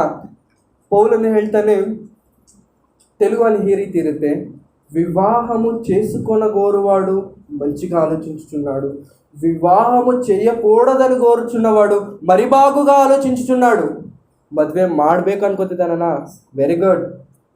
ಮದುವೆ ಮಾಡ್ದಿರ ದೇವ್ರ ಸೇವೆಯಲ್ಲಿ ಬಿಡ್ಬೇಕು ಅನ್ಕೋತಿದ್ದಾನೆ ನೋಡು, ಮರಿ ಬಾಗುಗ ಆಲೋಚಿಸುచున్నాడు. Is greater than good. ಮದುವೆ ಮಾಡ್ಕೊಂಡ್ರೆ ಕಷ್ಟಗಳು. ನಾನು ದೇವ್ರಿಗೋಸ್ಕರ ಮಾಡ್ತೀನಿ. ತುಂಬ ಜನ ಹೇಳ್ತಾರೆ, ನಾನು ದೇವ್ರ ಸೇವೆಗೆ ಬರ್ಬೇಕಂತ ಹೇಳಿದ್ರೆ ಒಂದು 60-40 ನನಗೆ ರಿಟೈರ್ಮೆಂಟ್ ಬರಬೇಕು, ಅವಾಗ ನಾನು ದೇವ್ರಿಗೋಸ್ಕರ ಹೋಲ್ ಸೋಲ್ ಆಗಿ ನಾನು ಯೂಸ್ ಆಗ್ತೀನಿ. What's the use? ಗೌರ್ಮೆಂಟ್ ಅವರೇ ನೀನು ಬೇಸ್ಟ್ ಬಾಡಿ ಅಂತೇಳಿ ಓದ್ ಕಳಿಸಿದ ಮೇಲೆ ನಮಗೋಸ್ಕರ ಬರ್ತೀಯಾ? ಗೌರ್ಮೆಂಟ್ ಅವ್ರಿಗೆ ಓದ್ ಕಳಿಸ್ತಾರೆ, ಅದಕ್ಕೆ ಒಂದು ಹೆಸರು, ಒಂದು ಬಿರುದು, ರಿಟೈರ್ಮೆಂಟ್. ಏನದು? ರಿಟೈರ್ಮೆಂಟ್. ಅಲ್ಲಿಂದ ಓದ್ ಕಳಿಸಿದ್ರೆ ಇಲ್ಲಿ ಬಂದು ಬೀಳ್ತೇನೆ, ದೇವರೇ ನನ್ನ ಜೀವನ ನಿನಗೋಸ್ಕರ, ದೇವರೇ ನನ್ನ ಶರೀರ ನಿನಗೋಸ್ಕರ. What's the use? ನೋಡಿ, ಒಂದು ನಿಂಬೆಹಣ್ಣಿದ್ರೆ ಆ ನಿಂಬೆಹಣ್ಣಿರುವಂಥ ರಸ ಎಲ್ಲ ಹಿಡಿದ್ಮೇಲೆ ಅದು ನಿಂಬೆಹಣ್ಣು ಏನಾದ್ರು ಯೂಸ್ ಆಗುತ್ತಾ? ಒಣಗೋಗೋದಕ್ಕೆ ಅದು ಯೂಸ್ ಆಗುತ್ತೆ. ಇವಾಗ ನಾವೆಲ್ಲರೂ ಹೇಗಿದ್ದೀವಿ ಗೊತ್ತಾ? ನಿಂಬೆಹಣ್ಣೆಲ್ಲ ನಮಗೋಸ್ಕರ ಹಿಂಡ್ಕೊಬಿಡ್ತೀವಿ, ಎಲ್ಲ ಒಣಗೋದ್ಮೇಲೆ ಏನು ಒಂದು ಚುಕ್ಕೆನೂ ಬರೋದಿಲ್ಲ ಅದರಿಂದ. ಅವಾಗ ಹೇಳ್ತೀವಿ, ದೇವರೇ, I am for you, dedicated for you, ನೋಡ್ಕೊ ನನಗೋಸ್ಕರ. ಯೂಸ್. ದೇವ್ರು ಕೇಳಿರೋದು ಏನೋ ಗೊತ್ತಾ? ಯೂತ್, ಯೌವನ ಪ್ರಾಯ ದೇವರಿಗೆ ಬೇಕಾಗಿರುವಂಥದ್ದು. ಯೌವನ ಕಾಲದಲ್ಲಿ ದೇವರ ಹೊರೆಯನ್ನು ಹೊರುವಂಥದ್ದು ಅವನಿಗೆ ಲೇಸು. ಇವತ್ತಿನ ಲೋಕದಲ್ಲಿದ್ದಂಥ ಯೌವನಸ್ಥರನ್ನು ನೋಡಿ, ನಾವು ಆ ರೀತಿ ಆಗಬಾರದು. Youth, teenage is the more precious age in your life. ಅದು ಮತ್ತೆ ಬರುವಂಥದ್ದಲ್ಲ. ಈ ಏಜ್ ಒಳಗಡೆ ನೀವು ದೇವ್ರಿಗೋಸ್ಕರ ಏನೋ ಒಂದು ಮಾಡಬೇಕು. ನಿಮಗೆ ಒಂದೇ ಒಂದು ಏಮಿರಬೇಕೇನೋ ಗೊತ್ತಾ? ನಾನು ಸಾಯುವುದರ ಒಳಗಡೆ ನನ್ನ ದೇವರಿಗೋಸ್ಕರ ಏನೋ ಒಂದು ಮಾಡಿ ಸಾಯಬೇಕು. ನಾನು ಸಾಯೋದರ ಒಳಗಡೆ ನನ್ನ ದೇವರಿಗೋಸ್ಕರ ಏನೋ ಒಂದು ಮಾಡಿ ಸಾಯಬೇಕು. ಯಾರಿಗಾದ್ರೂ ಇದೆಯಾ ಅದು? ನೋಡಿ, ನಾವು ಅನ್ಕೋತೀವಿ ನನ್ನ ಲೈಫಲ್ಲಿ ಪ್ರತಿಯೊಬ್ಬರ ಲೈಫಲ್ಲಿ ಒಬ್ಬೊಬ್ಬರು ಒಂದೊಂದು ಏಮ್ ಇಟ್ಕೋತಾರೆ. ನಾನು ಸಾಯೋದ್ರೊಳಗಡೆ ಅದು ಮಾಡಬೇಕು, ಇದು ಮಾಡಬೇಕು, ಅದು ಮಾಡಬೇಕು, ಇದು ಮಾಡಬೇಕು. ಅಲ್ಲ, ತುಂಬ ಜನ ಅನ್ಕೊಳ್ತಾರೆ ನಾನು ಹುಟ್ಟಿರುವಂಥದ್ದು ನನ್ನ ಪ್ರೇಯಸಿಗೋಸ್ಕರ, ನಾನು ಹುಟ್ಟಿರುವಂಥದ್ದು ನನ್ನ ದೇಶಕ್ಕೋಸ್ಕರ, ನಾನು ಹುಟ್ಟಿರುವಂಥದ್ದು ನನ್ನ ಅದಕ್ಕೋಸ್ಕರ, ಕಸಗೋಸ್ಕರ, ಕಡ್ಡಿಗೋಸ್ಕರ. It's not the reason. ನೀನು ಹುಟ್ಟಿದ್ದು ನಿನ್ನ ದೇವರ ಕೆಲಸವನ್ನು ಮಾಡೋದಕ್ಕೋಸ್ಕರ. Did you realise that? ಅದು ನಿನಗೆ ಅರ್ಥ ಆಗಿದೆಯಾ? ಅರ್ಥ ಆದ್ರೂ ಸಹ ಏನು ಮಾಡ್ತಿದ್ಯಾ? No use. ಅರ್ಥ ಆದ್ರೂ ಏನು ಮಾಡ್ತಿದ್ಯಾ? ಫಾರ್ ಎಕ್ಸಾಂಪಲ್, ಬ್ಲಾಕ್ ಬೋರ್ಡ್ ಇದೆ, ವೈರ್ ಸ್ಲೀವ್ ತೆಗೆದಿದ್ದಾರೆ, ಬಟ್ ಅದ್ರಲ್ಲಿ ಕರೆಂಟ್ ಪಾಸ್ ಆಗ್ತಿದೆ. ಯಾವನೋ ಒಬ್ಬ ಇದ್ದಾನೆ, ಅವ್ನಿಗೆ ಗೊತ್ತಿಲ್ಲ ಅಲ್ಲಿ ಕರೆಂಟ್ ಬರ್ತಿದೆ ಅಂತ ಹೇಳ್ಬಿಟ್ಟು ಏನೋ ಮಾಡ್ದ, ಅದಕ್ಕೆ ಕೈ ಇಟ್ಟ, ಸುಟ್ಕೊಂಡ, ಶಾಕ್ ಹೊಡಿತು, ಹೋಗಿ ಬಿದ್ದಿದ್ದಾನೆ, ಸೈಲೆಂಟ್ ಆಗಿದ್ದಾನೆ. ಅವ್ನಿಗೆ ಶಾಕ್ ಹೊಡೆಯೋವರೆಗೂ ಗೊತ್ತಾಗಿಲ್ಲ ಅದ್ರಲ್ಲಿ ಕರೆಂಟ್ ಇದೆ ಅಂತ ಹೇಳಿ. ಇವಾಗ ನನಗೆ ಗೊತ್ತಿದೆ ಏನಂತ, ಅದರಲ್ಲಿ ಏನಿದೆ, ಕರೆಂಟ್ ಪಾಸ್ ಆಗ್ತಿದೆ, ಅದನ್ನು ಮುಟ್ಕೊಂಡ್ರೆ ನಾನೇನಾಗ್ತೀನಿ, ಶಾಕ್ ಆಗುತ್ತೆ, ಶಾಕ್ ಹೊಡಿಯುತ್ತೆ. ಇವಾಗ ಗೊತ್ತಿದ್ದ ಮೇಲೂ ನಾನು ಏನು ಮಾಡ್ಬೇಕು? ಅದನ್ನು ಮುಟ್ಟಿದ್ದೀರಾ ಇರಬೇಕು. ಗೊತ್ತಿದ್ರೂ ಹೋಗ್ಬಿಟ್ಟು ಮುಟ್ಟಿದ್ದೀನಿ ಅನ್ಕೊಳ್ಳಿ, ಗೊತ್ತಿದ್ರೂ ಹೋಗ್ಬಿಟ್ಟು ಮುಟ್ಟಿದ್ದೀನಿ ಅನ್ಕೊಳ್ಳಿ, ಏನಂತೀರ ನೀವೆಲ್ಲರೂ ನೋಡ್ಬಿಟ್ಟು ಮಕ್ಕುಗಿತೀರಾ? ಏನೋ ಇಷ್ಟು ಓದಿದ್ಯಾ, ಇಷ್ಟು ಉದ್ದ ಇದೆಯಾ ಎಮ್ಮೆ ಥರ, ನಿನಗೆ ಕಾಣಿಸಲ್ವಾ ಅಲ್ಲಿ? ನಮ್ಮ ಭಾಷೆಯಲ್ಲೇ ನಾವು ಮಾತಾಡ್ಕೊಳ್ಳೋಣ. ನಿಮ್ಗೆ ಅರ್ಥ ಆಗ್ಬೇಕಂದ್ರೆ ನಮ್ಮ ಭಾಷೆಯಲ್ಲೇ ಮಾತಾಡಬೇಕು, ನಮ್ಮ ಭಾಷೆಯಲ್ಲೇ ಮಾತಾಡ್ಕೊಳ್ಳೋಣ. ಮಕ್ಕುಗಿತೀರಾ? ಇವಾಗ ದೇವ್ರ ಕೆಲಸ ಮಾಡಬೇಕು ಅಂತ ಗೊತ್ತು, ದೇವ್ರಿಗೋಸ್ಕರ ಹುಟ್ಟಿದ್ದೀರಾ ಅಂತ ಗೊತ್ತು, ಎಲ್ಲ ಗೊತ್ತು, ಎಲ್ಲ ಗೊತ್ತು. What's the use? ಏನು ಯೂಸ್? ಏನಾದರೂ ಮಾಡ್ತಿದ್ದೀರಾ ದೇವ್ರಿಗೋಸ್ಕರ? ಏನಾದರೂ ಮಾಡ್ತಿದ್ದೀರಿ? ಸಿಂಗಲ್ ರುಪಿ ದೇವ್ರಿಗೆ ದುಡ್ಡು ಕೊಡೋದು ದೊಡ್ಡ ವಿಷಯ ಅಲ್ಲ. ಆ ದುಡ್ಡು ಕೊಟ್ಟಂಥ ಕೈ ದೇವ್ರಿಗೋಸ್ಕರ ಯೂಸ್ ಆಗ್ತಿದೆಯಾ? ಆ ದುಡ್ಡು ಕೊಟ್ಟೋದಕ್ಕೆ ಯೂಸ್ ಆಗಿರುವಂಥ ದೇಹ ದೇವ್ರಿಗೋಸ್ಕರ ಯೂಸ್ ಆಗ್ತಿದೆಯಾ? That's important in your life.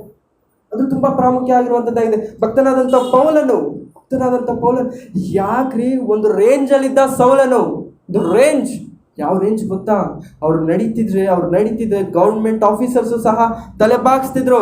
ಸೌಲನು ಬಂದ, ನನಗೆ ಒಂದು ವಿಷಯದಲ್ಲಿ ಜೀವ ಬೇಕು, ಗೌರ್ಮೆಂಟ್ ಆರ್ಡರ್ ಬೇಕು ಅಂತ ಹೇಳಿದ್ರೆ ಸಡನ್ ಆಗಿ ಬರ್ತಿತ್ತು ಸೌಲನಿಗೆ. ಕುದುರೆ ಮೇಲೆ ಸವಾರಿ ಮಾಡ್ತಿದ್ದ. ಅವತ್ತಿನ ಕಾಲದಲ್ಲಿ ಕುದುರೆ ಮೇಲೆ ಸವಾರಿ ಮಾಡುವಂಥದ್ದಂದ್ರೆ ಅದು ಗೌರ್ಮೆಂಟ್ PM ಗಿರುವಂಥ ರೇಂಜ್. ಅದು ಕುದುರೆ ಮೇಲೆ ಸವಾರಿ ಮಾಡ್ಬೇಕಂತ ಹೇಳಿದ್ರೆ ಆ ರೇಂಜಲ್ಲಿದ್ದಂಥ ಸೌಲನು ಯೇಸು ಕ್ರಿಸ್ತನನ್ನು ಕಂಡುಕೊಂಡ ಮೇಲೆ ಆ ಕುದುರೆ ಬೇಡ, ಆ ಅಧಿಕಾರ ಬೇಡ, ಅವ್ರದ್ದು ಯಾವುದು ಬೇಡ.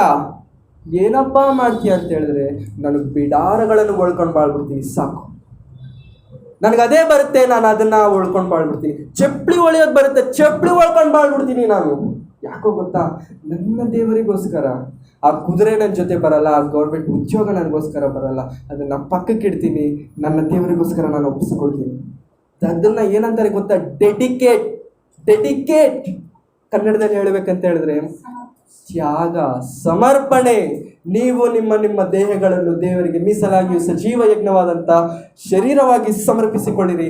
ಇದೇ ನಿಮ್ಮ ವಿವೇಕಪೂರ್ವಕವಾದಂಥ ಆರಾಧನೆ. ಅಂದರೆ ನಾವು ಹೇಳ್ತೀವಿ, ದೇವರೇ ನನಗದು ಮಾಡಿದ್ಯಾ, ಇದು ಮಾಡಿದ್ಯಾ, thank you Lord, very good. ಬಾಯಿಂದ ಹೇಳ್ಬಿಟ್ಟಿದ್ಯಾ, ವೆರಿ ಗುಡ್. ನಿಮ್ಮ ಲೈಫಲ್ಲಿ ಅದು ಕಾರ್ಯರೂಪಕವಾಗಿದೆಯಾ? ದೇವರೇ ನನ್ನ ಜೀವನ ನಿನಗೋಸ್ಕರ, ದೇವರೇ ನನಗೆ ಅದು ಮಾಡಿದ್ಯಾ, ಥ್ಯಾಂಕ್ಸ್ ಲಾರ್ಡ್, ದೇವರೇ ನಾನು ಬರೀ ಬಾಯಿ ಮಾತಿದ್ರೆ ಸಾಕಾಗೋದಿಲ್ಲ. ದೇವರು ಲೆಕ್ಕ ಕೇಳ್ತಾರೆ. ಮನುಷ್ಯರು ನುಡಿಯುವಂಥ ಪ್ರತಿಯೊಂದು ವ್ಯರ್ಥವಾದಂಥ ಮಾತಿಗೂ ದೇವರು ಏನು ಕೇಳ್ತಾರೆ? ಲೆಕ್ಕ ಕೇಳ್ತಾರೆ. ಆ ಲೆಕ್ಕ ಎಲ್ಲಿದೆ ನೋಡಿ. ನಾವು ಇಷ್ಟೊಂದು ಬೇಜವಾಬ್ದಾರಿಯಾಗಿರ್ತೇವೆ. ನಾವೇನು ಹೇಳ್ತೀವಿ ಗೊತ್ತಾ? ಪರಲೋಕ ನಂದೇ ಅನ್ನೋ ರೇಂಜಲ್ಲಿ ನಾವೆಲ್ಲರೂ ಕೂತಿದ್ದೀವಿ. ಇಲ್ಲಿ ಹೇಗೆ ಕೂತಿದ್ದೀವಿ ಗೊತ್ತಾ? ಪರಲೋಕ ನಂದೇ, ಸೀಟ್ ರಿಸರ್ವ್ ಆಗಿದೆ ನನಗೆ, ಸತ್ ಮೇಲೆ ದೇವರು ಹಿಂಗೆ ಬಾರಪ್ಪ ಕೂತ್ಕೊ, ಇದು ನಿನ್ನ ಸೀಟ್ ಅನ್ನೋ ರೇಂಜಲ್ಲಿ ನಾವು ಕೂತಿದ್ದೀವಿ. ನಿಜವಾಗ್ಲೂ ಪೌಲನು ಇಷ್ಟು ಶ್ರಮೆ ಪಟ್ಟು ಹೇಳ್ತಿದ್ದಾನೆ, ಎಲ್ಲರಿಗೂ ಸುವಾರ್ತೆ ಸಾರಿದ ನಂತರ ನಾನೇ ಭ್ರಷ್ಟನಾಗಿ ಹೋಗ್ತೀನ ಅಂತ ಹೇಳಿ ನನ್ನ ದೇಹವನ್ನು ನಾನು ಜಜ್ಜಿಕೊಳ್ಳುತ್ತಿದ್ದೇನೆ. ಯಾಕೆಂದರೆ ಈ ನನ್ನ ದೇಹ ಒಳ್ಳೆಯದಲ್ಲ, ನನ್ನನ್ನು ಮೋಸ ಮಾಡುತ್ತೆ. ಅದಕ್ಕೆ ನಾನು ಏನು ಮಾಡ್ಕೊತೀನಿ? ಜಜ್ಜಿಕೊಳ್ಳುತ್ತೇನೆ. ಆ ಜಜ್ಜಿಕೊಳ್ಳುವುದು ನಿಮ್ಮ ಜೀವನದಲ್ಲಿದೆಯಾ? ನನ್ನ ಜೀವನದಲ್ಲಿದೆಯಾ?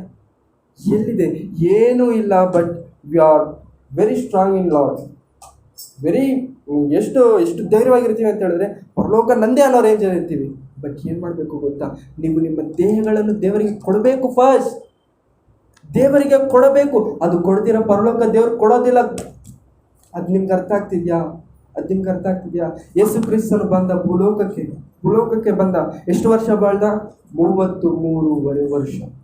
33.5 years. 33.5 years ಅಲ್ಲಿ 3.5 years ಮಾತ್ರ ದೇವ್ರ ಸೇವೆ ಮಾಡಿದ್ದು. ಎಷ್ಟು ವರ್ಷ? 3.5 ವರ್ಷ ಮಾತ್ರ ದೇವ್ರ ಸೇವೆ ಮಾಡಿದ್ದು. ಇವತ್ತು ನಮ್ಮೆಲ್ಲರಿಗೂ 33 + 33 ಸೇರಿಸಿದ್ರೆ 66 ಬಂದಿರುತ್ತೆ ನಮಗೆ. ಆದ್ರೂ 33 ವರ್ಷಗಳಲ್ಲಿ ಯೇಸು ಕ್ರಿಸ್ತನು ಮಾಡಿರುವಂಥ ಸೇವೆ ₹1 ಕೆಲಸನ ನಾವು ಮಾಡಿರಲ್ಲ. ಒಂದೇ ₹1. What's the use? ಯೇಸು ಕ್ರಿಸ್ತನು ಯಾಕೆ ಬಂದರು, ಪೌಲನು ಯಾಕೆ ಬಂದರು, ಅಪೊಸ್ತಲರು ಯಾಕೆ ಬಂದರು? ಇವರೆಲ್ಲರೂ ಬರೋದಕ್ಕೆ ಕಾರಣ ಏನು ಗೊತ್ತಾ? ನಮಗೆ ಮಾದರಿಕರವಾದಂಥ ಜೀವನವನ್ನು ತೋರಿಸೋದಕ್ಕೆ. ಅವರು ಕಷ್ಟಪಟ್ಟಿದ್ದು ಯಾಕೋ ಗೊತ್ತಾ? ನಾವಿವತ್ತು ಬೈಬಲಲ್ಲಿ ನೋಡ್ಕೊಂಡು ವೆರಿ ಗುಡ್, ಪೌಲನ್ ಅಷ್ಟೊಂದು ಕಷ್ಟಪಟ್ಟಿದ್ದಾನ, ವೆರಿ ನೈಸ್ ಹೇಳ್ಕೊಳ್ಳೋದಕ್ಕಲ್ಲಪ್ಪ.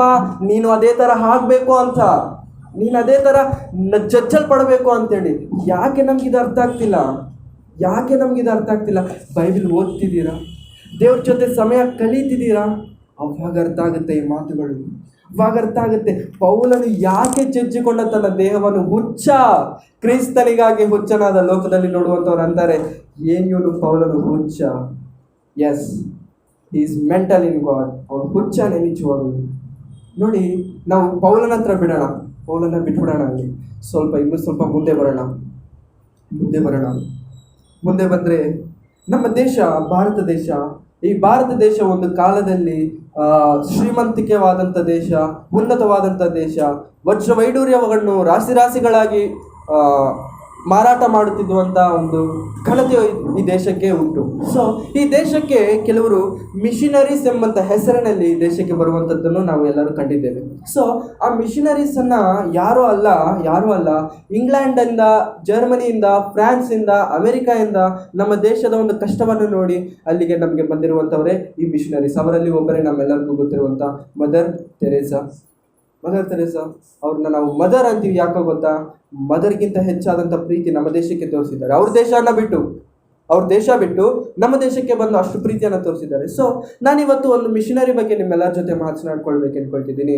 ಅವ್ರ ಹೆಸರು ನನ್ ಅದರ್ ದ್ಯಾನ್ ವಿಲಿಯಂ ಕೇರಿ. ನೋಡಿ, ಈ ಬೈಬಲ್ ನನ್ನ ಕೈಯಲ್ಲಿದೆ, ನಿಮ್ಮೆಲ್ಲರ ಕೈಯಲ್ಲಿದೆ, very good. But what's the history behind this? ನಿನಗೆ ಅರ್ಥ ಆಗುತ್ತಿರುವಂಥ ಈ ಲ್ಯಾಂಗ್ವೇಜಲ್ಲಿ ನಿನ್ನ ಕೈಗೆ ಬೈಬಲ್ ಬರೋದಕ್ಕೆ ರೀಸನ್ ಏನು?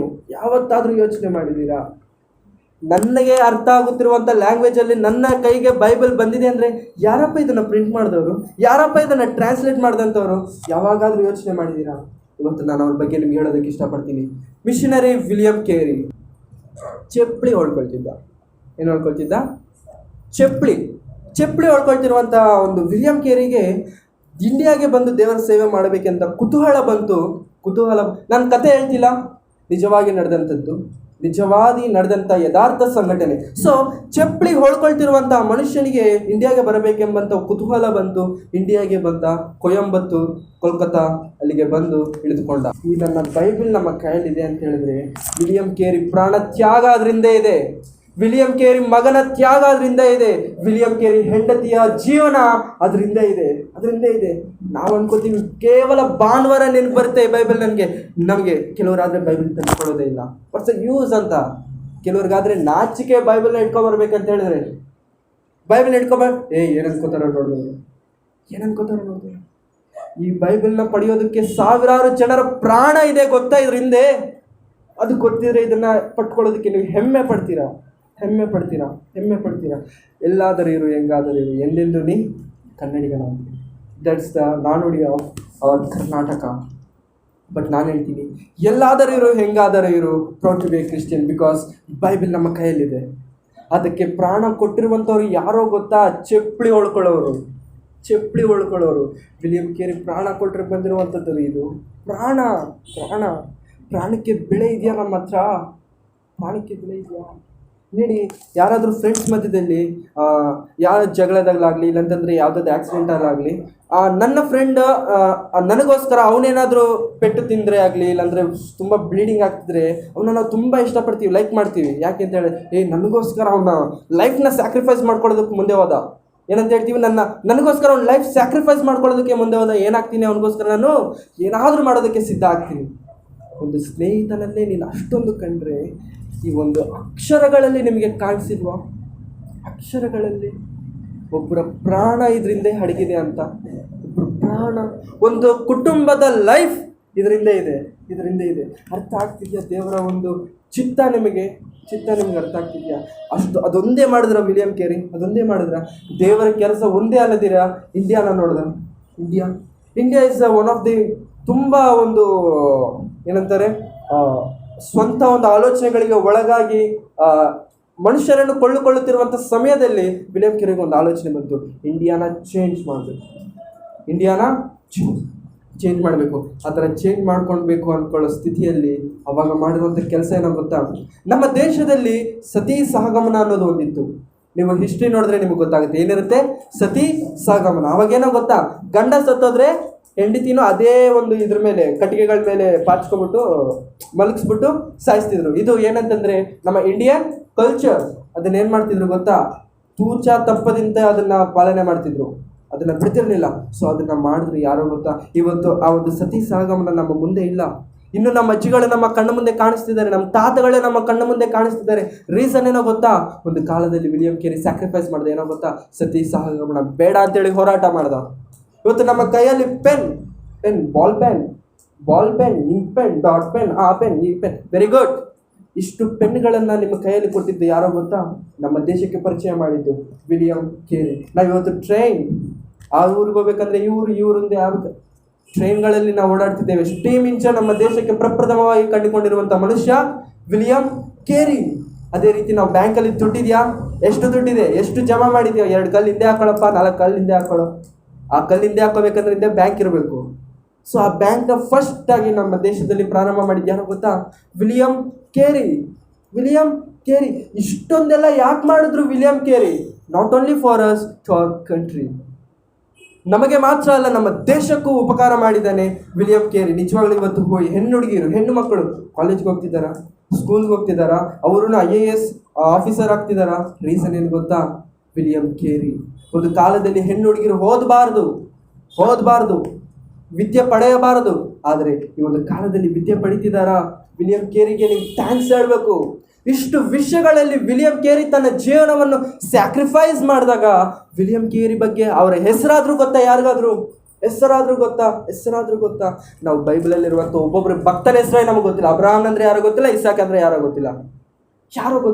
ಸೊ ಈ ಬೈಬಲ್ ಬರೋದಕ್ಕೆ ಕಾರಣ ಏನೋ ಗೊತ್ತಾ, ಒಬ್ಬರ ಲೈಫ್ ಆ ಥರ ಇದೆ, ಒಬ್ಬರ ಲೈಫ್ ಸ್ಯಾಕ್ರಿಫೈಸ್ ಮಾಡಿದ್ದಾರೆ. ನೋಡಿ, ನಾವು ಪ್ರಾರ್ಥನೆ ಮಾಡಬೇಕಾದ್ರೆ ಆಗಲಿ, ಆರಾಧನೆ ಮಾಡಬೇಕಾದ್ರೆ ಆಗಲಿ ಏನಂತೀವಿ ಗೊತ್ತಾ, ಇನ್ನೊಂದು ನಾನು ಚಿಕ್ಕ ವಯಸ್ಸಲ್ಲಿ ತುಂಬ ಹೇಳ್ತಿದ್ರು ಈ ಮಾತು. ಏನಂತಂದರೆ, ಅಬ್ರಹಾಂ ದೇವರು, ಇಸಾಕ್ ದೇವರು, ಯಾಕೋಬರ ದೇವರು, ಈ ದಿನ ನನ್ನ ದೇವರಾಗಿದ್ದೀಯ ಕರ್ತನೆ, ನನಗೆ ಸ್ತೋತ್ರ. ಅವತ್ತು ತುಂಬ ಚೆನ್ನಾಗಿತ್ತು ಆ ಮಾತು ಕೇಳಬೇಕಾದ್ರೆ. ಯಾಕೆಂದರೆ ಅಬ್ರಹಾಂ ದೇವರು, ಇಸಾಕ್ ದೇವರು, one of the great people ಅವರು, ಅವ್ರ ದೇವರು ನನ್ನ ದೇವರಾಗಿದ್ದಾರೆ, ವೆರಿ ಗುಡ್ ಅಂತೇಳಿ ಅನಿಸ್ತಿತ್ತು.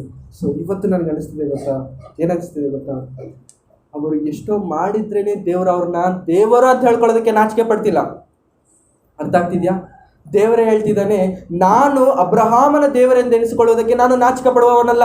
ಯಾಕಪ್ಪ ಆ ಮಾತು ಹೇಳ್ತಿದ್ಯಾ ಅಂತ ಕೇಳಿದ್ರೆ, ನಾನು ಅಬ್ರಹಾಮನಿಗೆ ಕನಾನ್ ಎಂಬಂಥ ಒಂದು ಫಲಭರಿತವಾದಂಥ ದೇಶವನ್ನು ಕೊಟ್ಟೆ ಅಬ್ರಹಾಮನಿಗೆ. ಆದರೆ ಅಬ್ರಹಾಮನ್ ಏನು ಮಾಡ್ದ ಗೊತ್ತಾ, ಫ್ಲಾಟ್ ಕಟ್ಸ್ಕೊಂಡಿಲ್ಲ, ಅಪ್ಸ್ಟೇರ್ಸ್ ಕಟ್ಸ್ಕೊಂಡಿಲ್ಲ, ಡೂಪ್ಲೆಕ್ಸ್ ಮನೆ ಕಟ್ಸ್ಕೊಂಡಿಲ್ಲ. ಏನು ಮಾಡ್ದ ಗೊತ್ತಾ, ಬಿಡಾರವನ್ನು ಹಾಕೊಂಡು ಯಾವುದೋ ಮೂಲೆಯಲ್ಲಿ ಬಾಳ್ದ.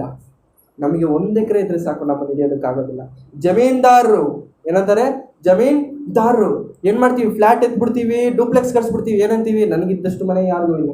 ಬಟ್ ಭಕ್ತನಾದಂಥ ಅಬ್ರಹಾಮನಿಗೆ ದೇಶವನ್ನು ಕೊಟ್ಟರು ಸಹ ಬಿಡಾರಗಳಲ್ಲಿ ಬಾಳಿರುವಂಥ ಮಹಾ ಭಕ್ತನಾದಂಥ ಅಬ್ರಹಾಮನು. ಅಂತ ಸ್ಯಾಕ್ರಿಫೈಸ್ ನಿಮ್ಮ ಜೀವಿತದಲ್ಲಿ ಇದೆಯಾ?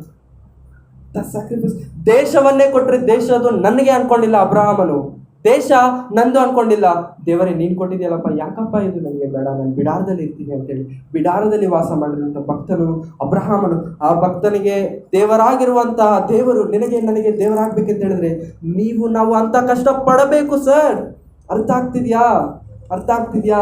ನೀನು ನಾನು ಅಂತ ಕಷ್ಟಪಟ್ರೇನೆ ದೇವರು ನಮ್ಮನ್ನು ನೋಡಿ ನಾನು I am the god of the Wilson ಅಂತ ಹೇಳೋದಕ್ಕೆ. ಸುಮ್ಮನೆ ನಾವು ಹೇಳ್ಕೊಳ್ಳೋದಕ್ಕೆ ಅದೇನು ದೊಡ್ಡ ಮೆರಿಬೇಕಾದಂಥ ವಿಷಯ ಅಲ್ಲ. ಇವಾಗ ಕುಮಾರಸ್ವಾಮಿ CM ಇದ್ದಾರೆ, CMನ ನಾವು ಹೇಳ್ತೀವಿ, ನನ್ನ ಕುಮಾರಸ್ವಾಮಿ CM ಗೊತ್ತು, ವಾಟ್ಸ್ ಯೂಸ್. ನನಗೆ CM ಗೊತ್ತು, ಬಟ್ CMಗೆ ನಾನು ಗೊತ್ತಿರಬೇಕಲ್ಲ. ದೇವರು ನಿನಗೆ ಗೊತ್ತು, ದೇವರಿಗೆ ನೀನು ಗೊತ್ತಿದೆಯಾ? ಅಬ್ರಹಾಮನ ಗೊತ್ತು ದೇವರಿಗೆ, ಇಸಾಕನ ಗೊತ್ತು ದೇವರಿಗೆ, ಅಬ್ರಹಾಮನ ಗೊತ್ತು ದೇವರಿಗೆ, ಯಾಕೋಬನ ಗೊತ್ತು, ಯೇಸು ಕ್ರಿಸ್ತನ ಗೊತ್ತು, ಭಕ್ತನಂತ ಪೌಲನ ಗೊತ್ತು, ವಿಲ್ಸನ್ ಗೊತ್ತಾ ದೇವರಿಗೆ, ಥಾಮಸ್ ಗೊತ್ತಾ ದೇವರಿಗೆ, ಪ್ರಭು ಪಾಸ್ಟರ್ ಗೊತ್ತಾ ದೇವರಿಗೆ. ಗೊತ್ತಾಗ್ಬೇಕಂತ ಹೇಳಿದ್ರೆ ವೇರ್ ಇಸ್ ಯುವರ್ ಸ್ಯಾಕ್ರಿಫೈಸ್? ಭಕ್ತನಾದಂಥ ಪೌಲನ್ ದೇಹವನ್ನು ಕೊಟ್ಟ, ನಾನು ಪೌಲನ ದೇವರೆನಿಸಿಕೊಳ್ಳೋದಕ್ಕೆ ನಾಚಿಕೆ ಪಡುವನಲ್ಲ ಅಂತ ಸರ್ಟಿಫಿಕೇಟ್ ದೇವ್ರು ಕೊಟ್ಟರು. ವಿಲಿಯಂ ಕೇರಿ ತನ್ನ ಫ್ಯಾಮಿಲಿಯನ್ನು ಸ್ಯಾಕ್ರಿಫೈಸ್ ಮಾಡ್ದ. ದೇವ್ರು ಹೇಳ್ತಿದ್ದಾನೆ, I am not ashamed of to be called as a God of William Carey. ಭಕ್ತನಾದಂಥ ವಿಲಿಯಂ ಕೇರಿನ ನೋಡಿ ಹೇಳ್ತಾರೆ, ಇವತ್ತು ನಿಮ್ಮನ್ನ ನನ್ನ ನೋಡ್ಬಿಟ್ಟು ದೇವ್ರು ಹೇಳ್ತಾನ, I am the god of Rekha, I am the god of someone else XYZ ಅಂತ ಹೇಳೋದಕ್ಕೆ ದೇವ್ರು ಇಷ್ಟಪಡ್ತಾರ? ಇಷ್ಟಪಡ್ಬೇಕಂತ ಹೇಳಿದ್ರೆ ನಿಮ್ಮ ದೇಹವನ್ನು ದೇವರಿಗೆ ಸಜೀವ ಯಜ್ಞವಾಗಿ ಮೀಸಲಾಗಿ ಮೆಚ್ಚುಗೆಯಾಗಿ ಅರ್ಪಿಸಿಕೊಳ್ಳಿರಿ. ಇದೇ ನಿಮ್ಮ ವಿವೇಕಪೂರ್ವಕವಾದಂಥ ಆರಾಧನೆ. ಅರ್ಥ ಆಗ್ತಿದ್ಯಾ? ನಾನು ಸುಖವಾಗಿ ಬಾಳಬೇಕೆಂದು ನನ್ನನ್ನು ಸೃಷ್ಟಿ ಮಾಡಿದೆ. ತುಂಬ ಚೆನ್ನಾಗಿದೆ ಹಾಡು.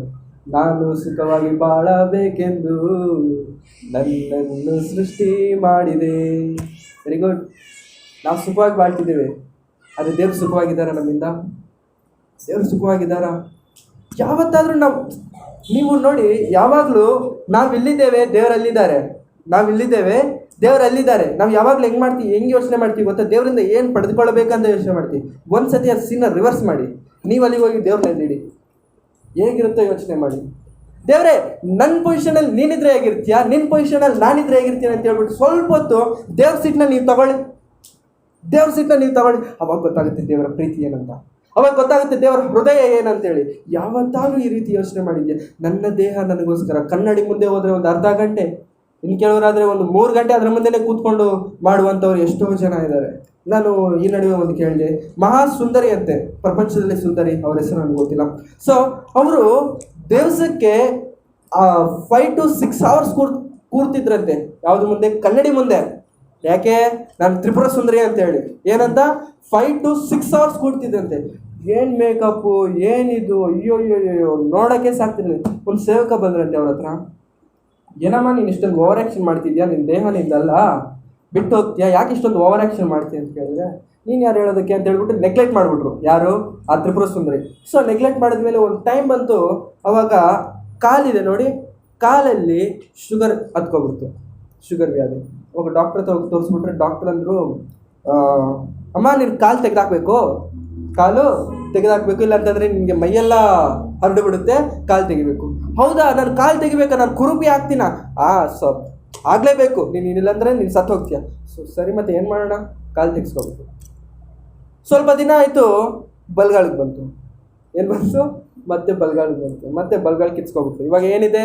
ಬರೀ ಮೈ ಇದೆ, ಕೈ ಇದೆ, ಕಾಲು ಕಟ್. ಮತ್ತೆ ಸ್ವಲ್ಪ ದಿನ ಓವರ್ ಆ್ಯಕ್ಷನ್ ಮಾತ್ರ ಮಾಡೋದು ಬಿಡಲಿಲ್ಲ.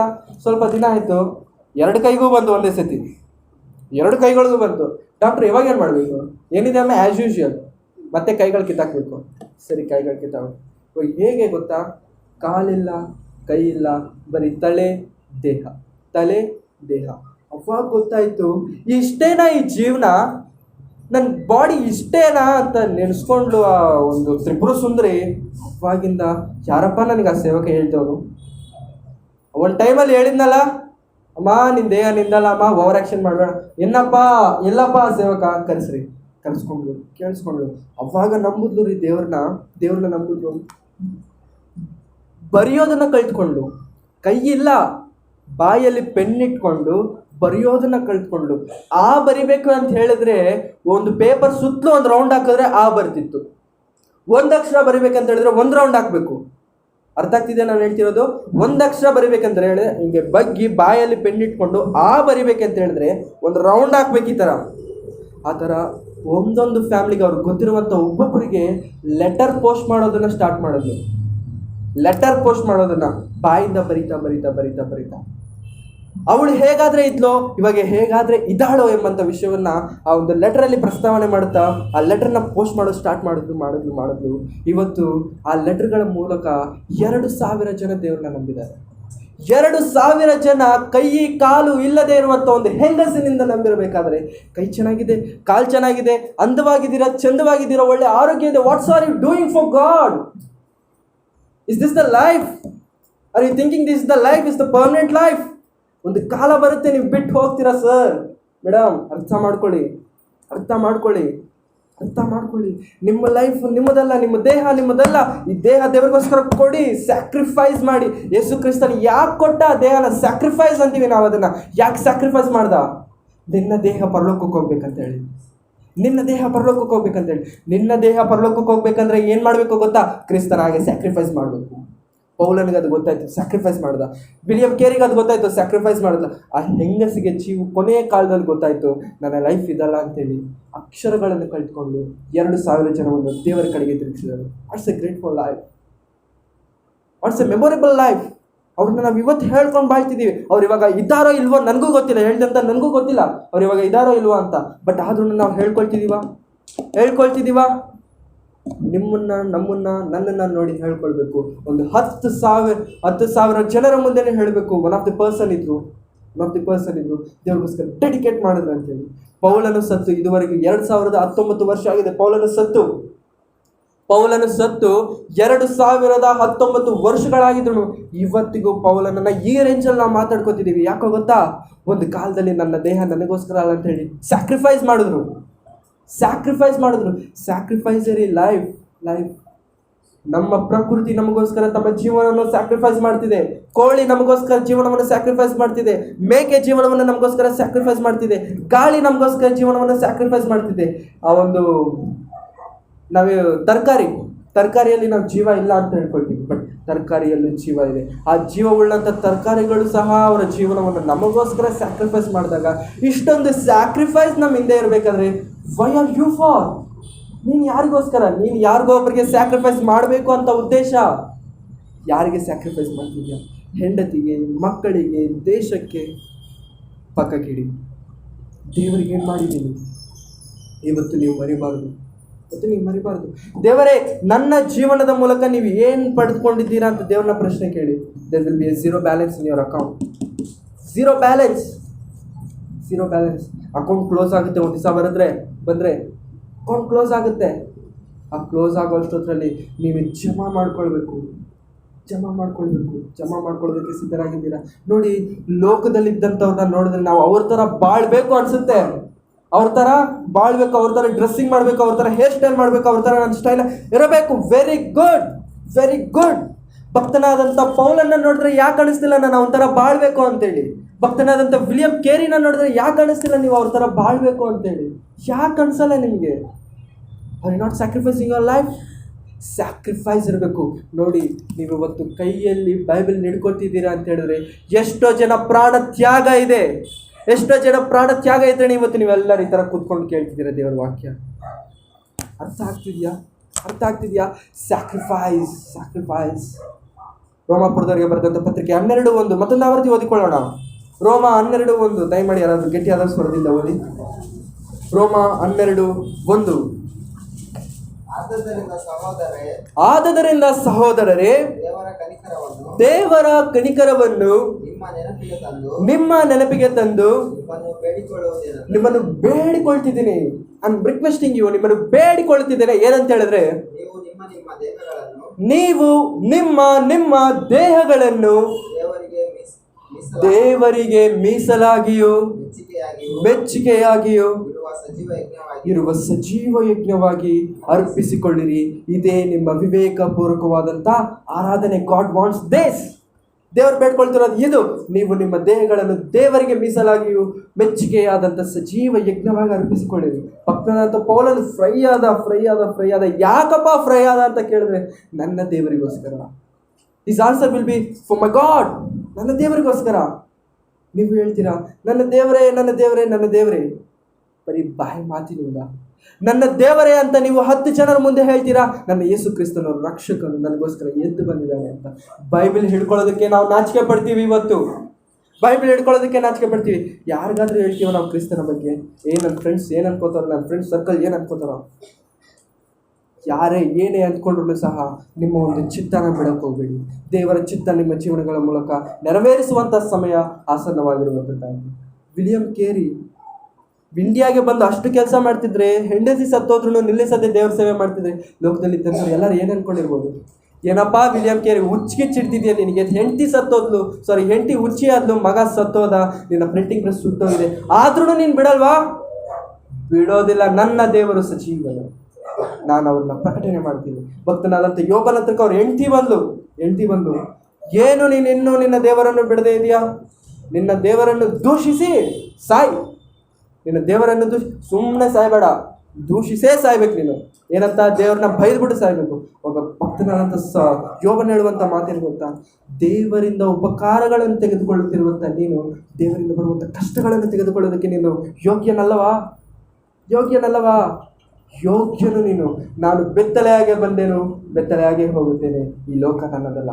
ಭಕ್ತನಾದಂಥ ಯೋಬನು ಕೊಟ್ಟಿರುವಂಥ statement. What's your statement today? ದೇವ್ರು ಏನು ಮಾಡಲಿಲ್ವಾ? ಏನು ಮಾಡಲಿಲ್ಲ ನಿನ್ನ ಜೀವನದಲ್ಲಿ. God made A lot in your life. Just think about that.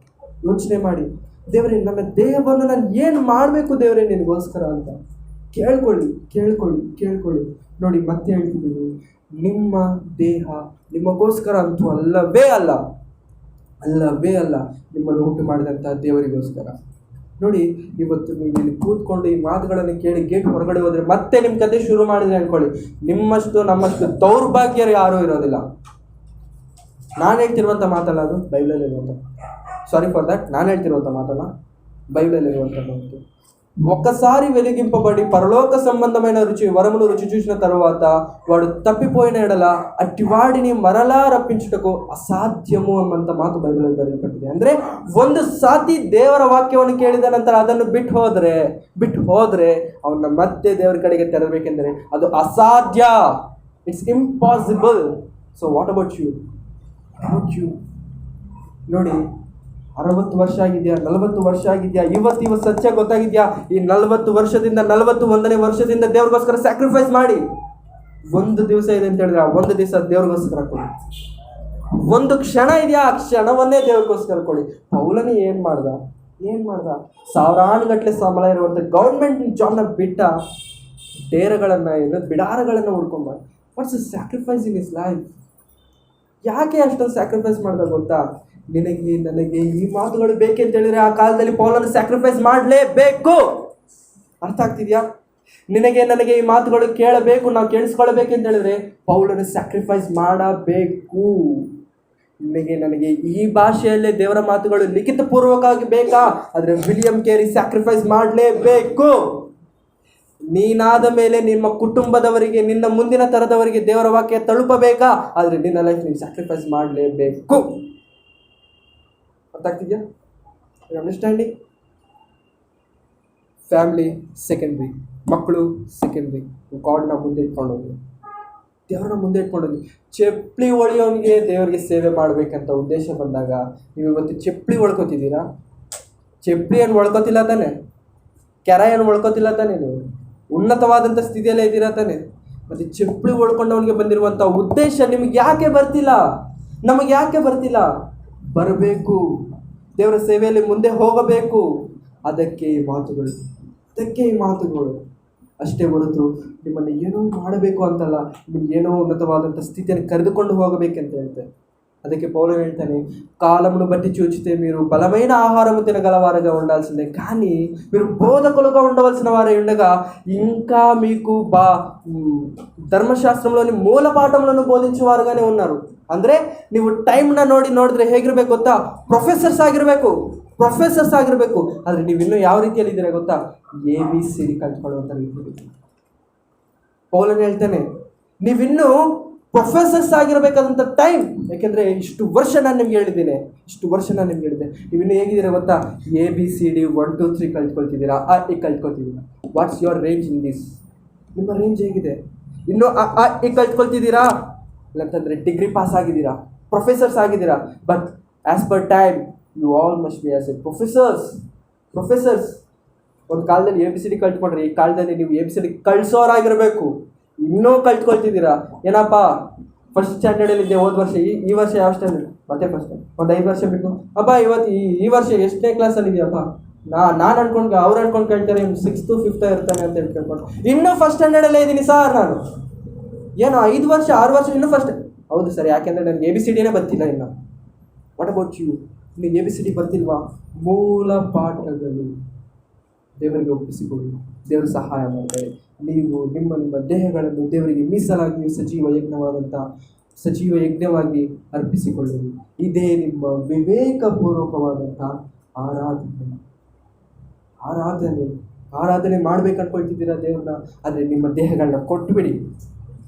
ಆರಾಧನೆ ಮಾಡ್ಬೇಕು ಅನ್ಕೊಳ್ತಿದ್ದೀರಾ, ದೇಹವನ್ನು ಕೊಟ್ಬಿಡಿ, ನನ್ನದಲ್ಲ ಅಂತ ಹೇಳಿ ಕೊಟ್ಬಿಡಿ. ಅವಾಗ ದೇವ್ರು ನಿಮ್ಮನ್ನು ನೋಡ್ಬಿಟ್ಟು ಸಂತೋಷ ಪಡ್ತಾರೆ. ಆದ್ದರಿಂದ ನಿಜವಾಗಲೂ ಭಕ್ತನಾದಂಥ ಪೌಲನು ಸ್ಯಾಕ್ರಿಫೈಸ್ ಮಾಡಿದ್ರು, ವಿಲಿಯಂ ಕೇರಿ ಸ್ಯಾಕ್ರಿಫೈಸ್ ಮಾಡಿದ್ರು, ಯೇಸು ಕ್ರಿಸ್ತನ ಸ್ಯಾಕ್ರಿಫೈಸ್ ಮಾಡಿದ್ರು, ಅಬ್ರಹಾಂ, ಇಸಾಕ್, ಯಾಕೋಬರು ಸ್ಯಾಕ್ರಿಫೈಸ್ ಮಾಡಿದ್ರು. What about you? What about you? Sacrifice, sacrifice, time sacrifice for God, life sacrifice for God, everything sacrifice for God. In the name of Jesus sacrifice everything, whatever you want. ಖಂಡಿತ ಪ್ರತಿಫಲ ಸಿಗುತ್ತೆ.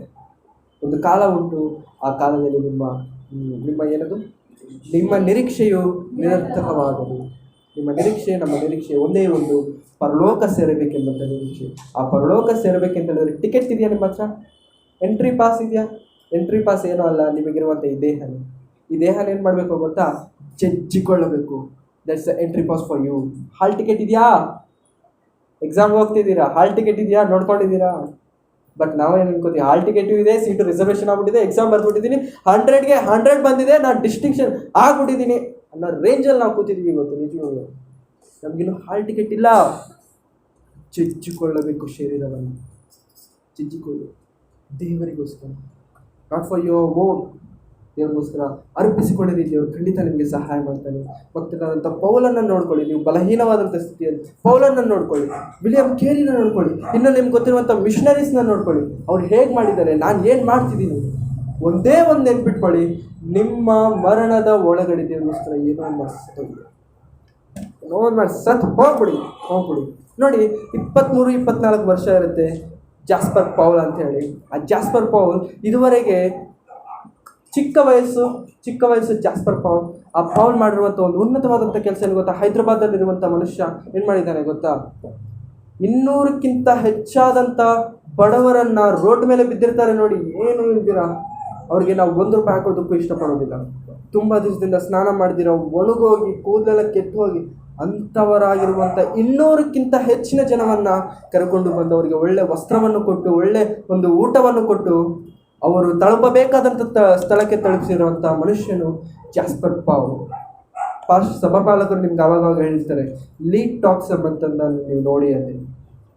Lead tax, okay, ಆ lead ಟಾಕ್ಸಲ್ಲಿ ನಾನು ನೋಡಿದ್ದೆ jasper Paul. ನೀವು ನೋಡಿ, ನಿಜವಾಗ್ಲೂ ನಮಗೆ ಗೊತ್ತಿಲ್ಲ, ನಾವೇ ಏನೋ ಅಂತ ನಾವು ಅನ್ಕೋತೀವಿ. ನಮಗಿಂತ ಉನ್ನತವಾದಂಥವ್ರು ಯಾರೋ ಎಷ್ಟೋ ಜನ ಇದ್ದಾರೆ, ಇವತ್ತಿನವರೆಗೂ ಇದ್ದಾರೆ. ಜಸ್ಟ್ ಹೋಲ್ಡ್ ದೆಮ್, ಇಟ್ಕೊಳ್ಳಿ ಅವ್ರನ್ನ ಮಾದರಿಯಾಗಿ ಇಟ್ಕೊಳ್ಳಿ. ನಾವು ಮುಂದಕ್ಕೆ ಹೋಗೋಣ ದೇವರ ಸೇವೆಯಲ್ಲಿ. ಆ ಥರ ನಾವು ಹೋದಾಗ ದೇವರು ಖಂಡಿತ ನಮಗೆ ಸಹಾಯ ಮಾಡ್ತಾರೆ. ಆದ್ದರಿಂದ ಇದುವರೆಗೂ ನೀವು ಶ್ರದ್ಧೆಯಿಂದ ದೇವರ ವಾಕ್ಯವನ್ನು ಕೇಳೋದಕ್ಕೆ ನನ್ನ ವಂದನೆಗಳನ್ನು ಸಲ್ಲಿಸುತ್ತಾ ನನ್ನ ಮಾತುಗಳನ್ನು ಮುಗಿಸುತ್ತಿದ್ದೇನೆ. ದಯಮಾಡಿ ಅದನ್ನು ಕಣ್ಣು ಮುಚ್ಚಿಕೊಳ್ಳೋದಾದರೆ ಚಿಕ್ಕ ಪ್ರಾರ್ಥನೆ ಮಾಡಿಕೊಳ್ಳೋಣ. ನಮ್ಮನ್ನು ಬಹಳವಾಗಿ ಪ್ರೀತಿ ಮಾಡಿರುವಂಥ ನಮ್ಮ ಸ್ವರ್ಗೀಯ ತಂದೆಯ ದೇವರೇ, ನಿಮ್ಮ ಪರಿಶುದ್ಧವಾದಂತಹ ನಾಮಕ್ಕಾಗಿ ವಂದನೆಗಳು ಕರ್ತನೆ.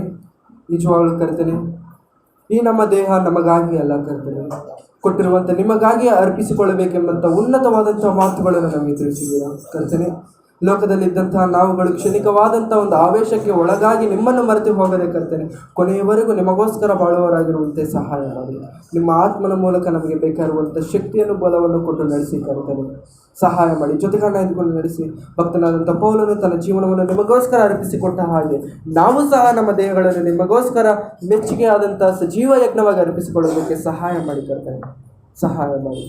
ಇಲ್ಲಿರುವಂಥ ನಾವೆಲ್ಲರೂ ಸಹ ಕರ್ತನೆ ಒಂದಾಗಿ ಸೇರಿ ನಿಮ್ಮ ರಾಜ್ಯದೊಳಗೆ ಬರುವುದಕ್ಕೆ ನೀವೇ ಕೃಪೆ ತೋರಿ ನಡೆಸಬೇಕೆ ಬೇಡಿಕೊಳ್ಳುತ್ತಾ, ಕೇಳಿರುವಂಥ ಮಾತುಗಳು ಅವರ ಹೃದಯಗಳಲ್ಲಿ ಇಟ್ಟುಕೊಂಡು ಅದರಂತೆ ಅವರ ಜೀವನವನ್ನು ಬದಲಾಯಿಸಿಕೊಳ್ಳುವಂತೆ ನೀವೇ ಕೃಪೆ ತೋರಿ ನಡೆಸಬೇಕಾಗಿ ಬೇಡಿಕೊಳ್ಳುತ್ತಾ, ಯೇಸು ಕ್ರಿಸ್ತನ ಪರಿಶುದ್ಧವಾದಂಥ ನಾಮದಲ್ಲಿ ಈ ಪ್ರಾರ್ಥನೆಯನ್ನು ಬೇಡಿ ಹೊಂದಿದ್ದೇನೆ ಸ್ವರ್ಗೀಯ ತಂದೆಯಾದ ದೇವರೇ, ಆಮೆನ್.